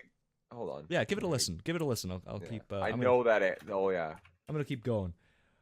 Aiden coming in says, Mass DDD from Kirby Triple Deluxe Music. Yeah. Dun-dun, dun-dun. Dun-dun. Yeah, dude, this song's lit. Hell yeah. Never even played the game, but I have to thank you for posting the music channel. We got to get you his DreamHack code. I got to get on that. I'll do that probably after we're done recording. Other than that, pretty much any Pokemon music is hype, especially orchestral covers. Man, Pokemon? That would deadass about to be my answer. Fucking Pokemon music? Okay, Pokemon's got fire music. Pokemon's got You fire can pretty music. much pick any Pokemon game and you'll find at least one track that's just... That opening for Gen 3 was really sick. Da-da-da-da, da-da-da. That was sick. I remember that. Just too many trumpets. Yeah, dude. Just I love trumpets, dude. Trumpet yeah. Kid? Trumpet Kid meme with a girl? Mm-hmm. Kurt Duke says, anything from Jet Set Radio. Oh! Yo, another Dreamcast classic, might I add. So, you know, that's like Tony Hawk with attitude.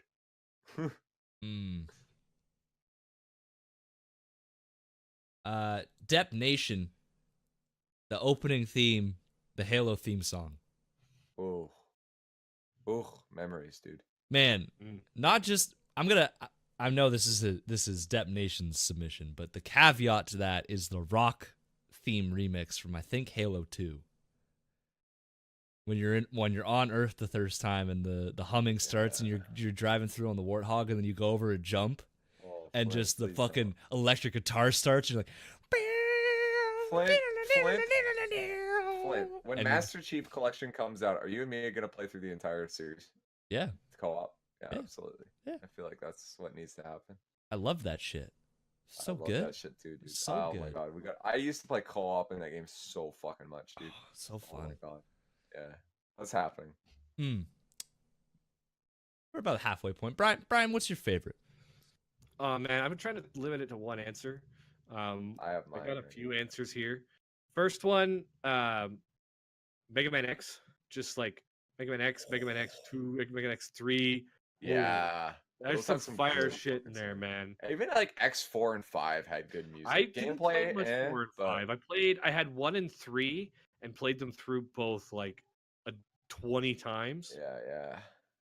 But both then like X I never played. I played 4 and 5 like once. Second answer then kind of coming a little bit later that kind of came to mind, Sonic Adventure 2 Battle. Live and learn. Yeah.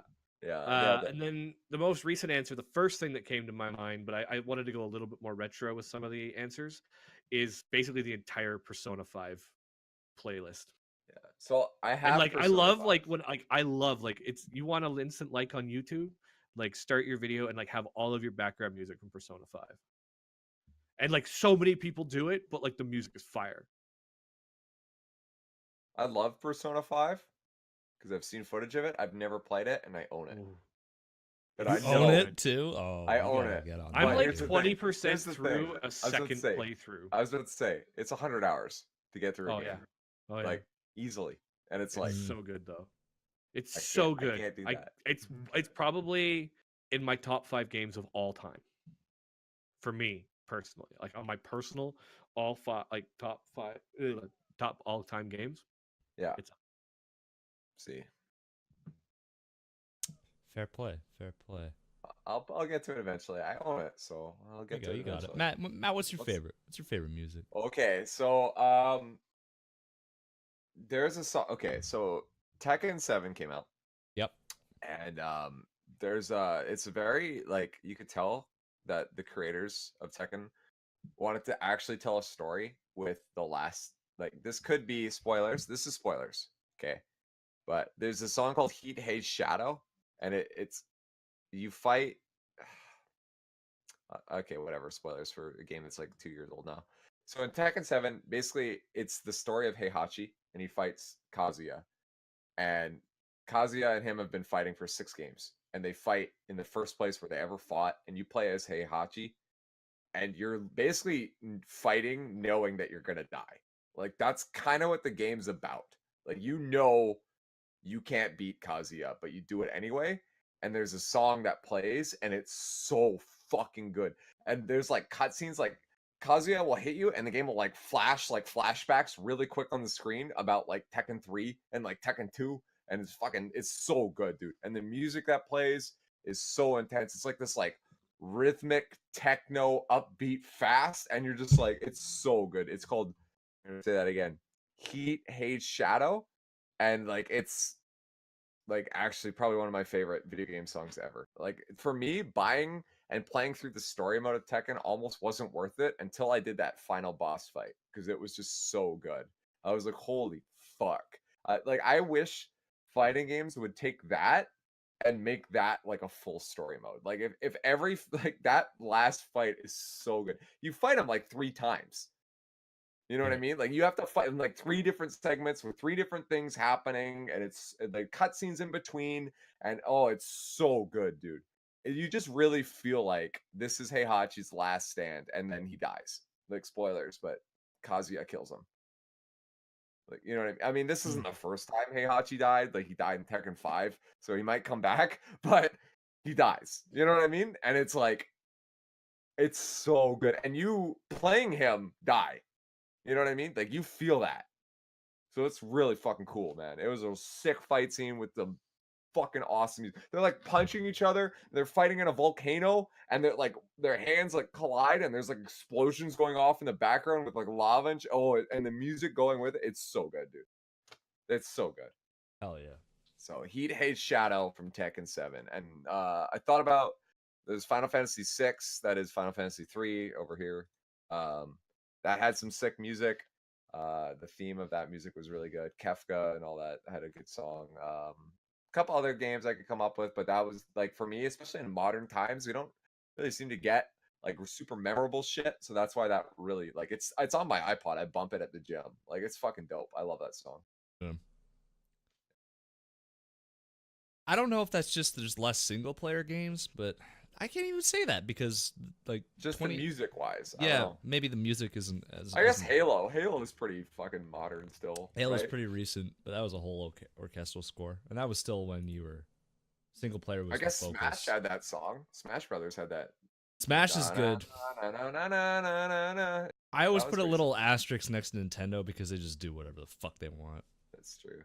Oh, yo, that fucking from Donkey Kong Country. That was a good set. That was a good tune. Oh yeah. I can't remember. Barrel Blast or something. Gangplank Battalion. Gangplank Galleon. That's it. That's it. Yeah. That's a good song. I like that one too. Yeah. Yeah. Anyway, go ahead, Flynn. Mine was gonna be the red fight from Soul Silver. I want to say. I mean, it's the same in Silver and Gold. Yeah, Red Fight had some good in Pokemon. Just good tune. What had the most impact on me as like a kid, right? Because like that's the penultimate. You finally get to the top of this mountain and there's just red there, and you're and then he beats the fuck out of you with his level 81 Pikachu. Yeah, if you weren't ready, if you didn't start off with that. There's no way you could be ready, bro. The game, the way the leveling tables worked in that game, you had like level 50 Pokemon unless you were sitting on. Maybe Victory 60. Road. No. Maybe 60. No. Maybe. Not first well, run go through through. Okay. Through the first that depends. Who played through the game with the same Pokemon through Gen 1 and Gen 2? Because if you did that, you probably had 60s, right? Oh, like you did it through you transferred them Johto. over and did it again. No, I just mean like, okay, what I don't know, level progression. I don't remember, so maybe I'm talking out of my ass here. But when you beat the first half of the game, you probably had like what level 50 Pokemon? I want to say 45 to 50. Yeah. Yeah. So then playing through the second half, if you used the same team, you didn't get any Gen 1 Pokemon or anything from the new area, you probably would have like level 50, 55 Pokemon, correct? Yeah, 55, 60. 55. So yeah, there you go. That's all I was saying. So maybe 55. We'll say 55, Flint. We'll meet in the middle. Meet you in the middle. I have to replay Gold and Silver. I have to drop saying, another 200 hours. It's been a while since I fought Red. Heart Gold Soul Silver is different because they have the group experience share. Well, I don't know if you have the group experience share, but you definitely have EXP share faster, and those games are markedly easier. Okay. But whatever. Yeah. That song sticks with you. Fucking cat is just all in Brian's camera. I love it. Yeah, that was a good hit. Pokemon in general just has a fucking sick song. Yeah, dun, dun, dun, Danny Boy. I love that everyone in the Discord is changed their name to Dark Danny Boy, Omega Dark Aiden, Dark Brian. I like that shit. That's funny. I got more Corey stories, but I feel like I almost need to be drunk to tell stories about it. You guys hear about Corey apparently touching kids or some shit? That Corey, different Corey. Yeah, Corey in the house, Corey in the house, Corey in the White House. Unlucky. Corey in the house. Yeah. Unlucky. Whatever. I don't. Sexual assault or touching kids? Which one was it? Misconduct with a minor, I think it was. So it was minor. That's fucked, man. That's fucked up. You have all that money, and that's what you like. Come on, dude. Hire a 20-year-old prostitute like a normal person. Go to Hastings. Yeah, dude. Go to East Hastings. Dark $5. Danny Boy. Yeah, cops don't even care. Dark Danny Boy says, I think it's FIFA 2000 that introduced me to the Gorillas. The song was 2000. I heard it while playing with my cousins who said it said, "Who is this?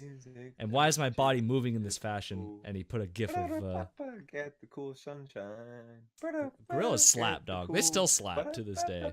Dude, their new song, or I guess it's not new anymore, but like with Jack Black and shit, and fucking Powerpuff Girl lore is now involved with the Gorillas. It's just fucking awesome. Hell yeah, all that shit. Green Gang guy is in the fucking band. Dark Double G. He put a couple trap remixes. So the Lost Woods trap remix and Luigi's Mansion trap remixes. He listens to these on the regular. He also loves the OG Halo theme. Oh, the guitar. Oh yeah. Just think of the impact. That was sick, dude. That was sick. Those games are so good, dude. Fuck. Meeting the Flood for the first time. Oh man, the fear, dude. As a kid walking around with the shotgun, when I ran out of shotgun ammo in the library, I was like, I don't want to be here anymore.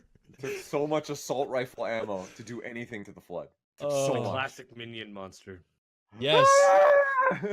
Man, I went from just, by that point, I'm killing Covenant, I'm a badass, and the Flood came and was like, Master Chief, be here.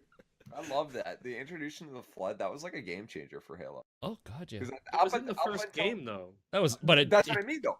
But up until that point, you're like a fucking hunters, maybe. They were a problem, but like, okay, elites and grunts, like whatever. That's no problem. I'm the fucking Master Chief. Now all of a sudden you're faced with an adversary that not only do you see wipe out a whole crew, but you can't deal with half the equipment in the game. That's fucking amazing. That's so good. That was smart. You were like, oh, and then you had to be like, how do I use my shotgun effectively? Like, it was fucking awesome. Favorite thing to do? Took fucking forever. Like, literally, like 10 minutes. Shoot a Flood's arms off. They had to be a human Flood, not an elite Flood. And then just melee him. Just keep meleeing. It's cathartic. Eventually, he'll fall down. Eventually, they will. Oh, fuck. I love Halo. I hope it gets better. I hope. Fingers crossed, bro. Hope the new one's good. Fingers crossed they don't fuck up online. No battle royale. They need to start stress testing. Like now. I'm serious. Mortal Kombat's doing it, and it seems to be working out for them. They're stress testing now.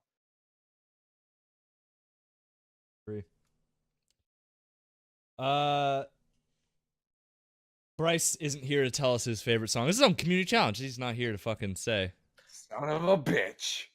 Gonna have to scold him later in Apex. Bryce, you want that purple armor? No, you weren't here for community challenge. Fuck you. I'm gonna take it. Mozambique here. Could have a Mozambique. You hits with another. Gen 4 Pokemon was fucking great. And I know I'm kind of biased because there was Elite Four Flint, and he was the one that was taking me around.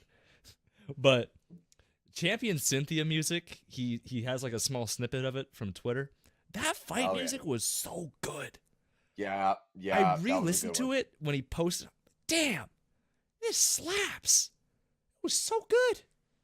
What the fuck? X and Y had kind of disappointing Elite Four music. X and Y I just found disappointing in general. I love the game. I didn't want to say that. I'm really glad you did.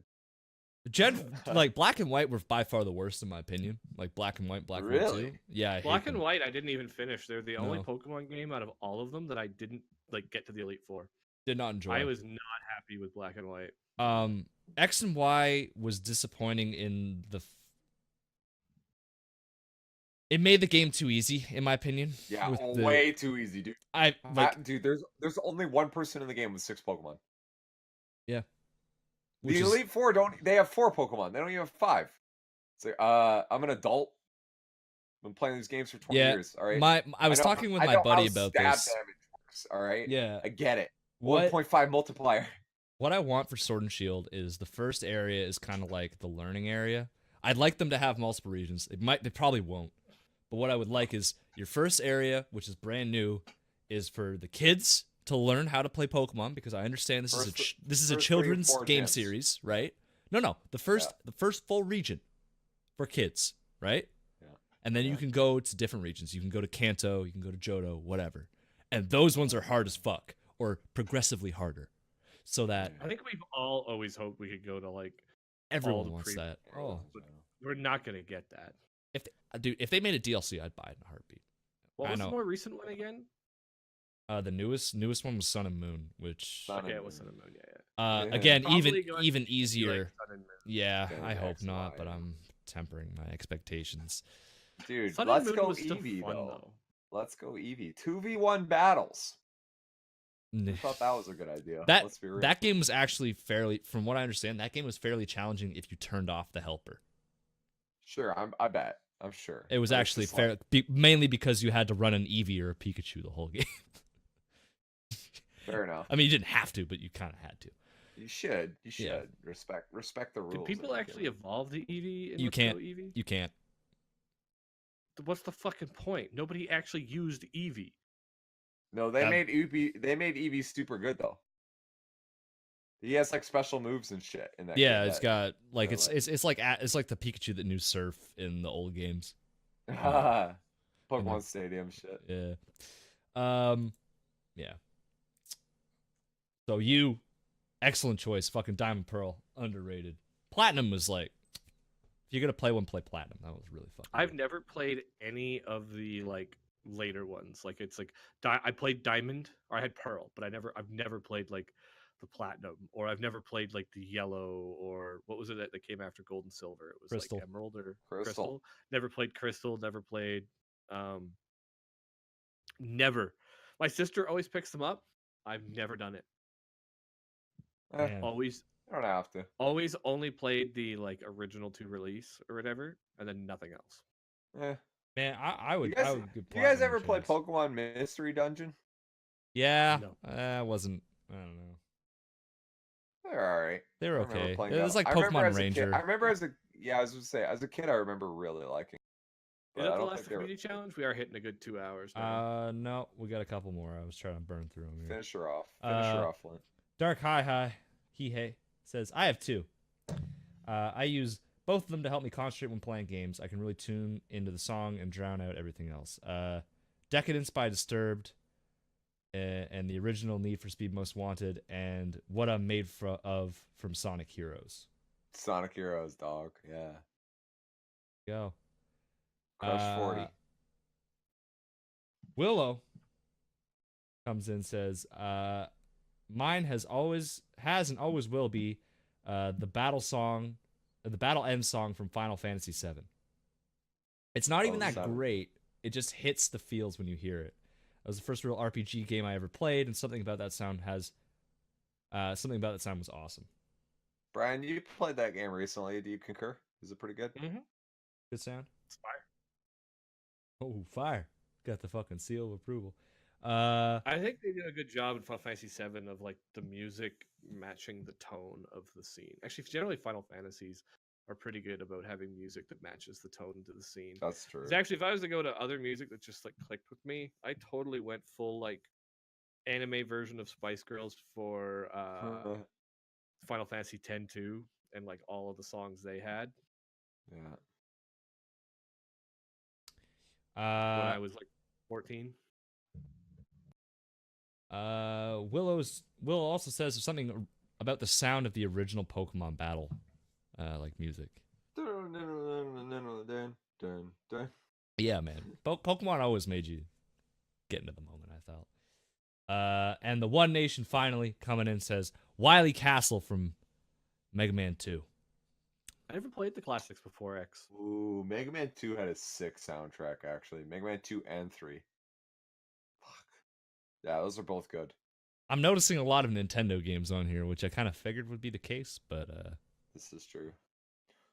I guess Street Fighter had some good soundtracks too. Nintendo was also the king of like early consoles. Yeah, it's true. 100%. So, like all the big companies, like even like Square, that went and started doing like PlayStation and stuff. Like they all originated in Nintendo. So, yeah, they really are the king. Got to give them the credit where credit's due. All right. Yeah. Thoughts for next week's community challenge? Do you have any ideas? Fandoms. We should definitely talk about fandoms. Do you have a fandom that you're really passionate about? We talked a lot about Marvel. Talked a little bit about Harry Potter. Talked a little bit about Lord of the Rings. What are you guys into? Star Wars? What is your big fandom? Yeah. Yeah, that makes sense, I feel like. It is. Are you into a niche fandom? Yeah, hit us with the niche ones if you're in them. I like to go deep diving on those every once in a while, like on Reddit or something. I'll tell you all about the Godzilla fandoms that the world has. Oh yeah, Matt's perfect for this one. The dark hole of the Godzilla fandom. Oh boy. It's actually pretty wholesome, not gonna lie.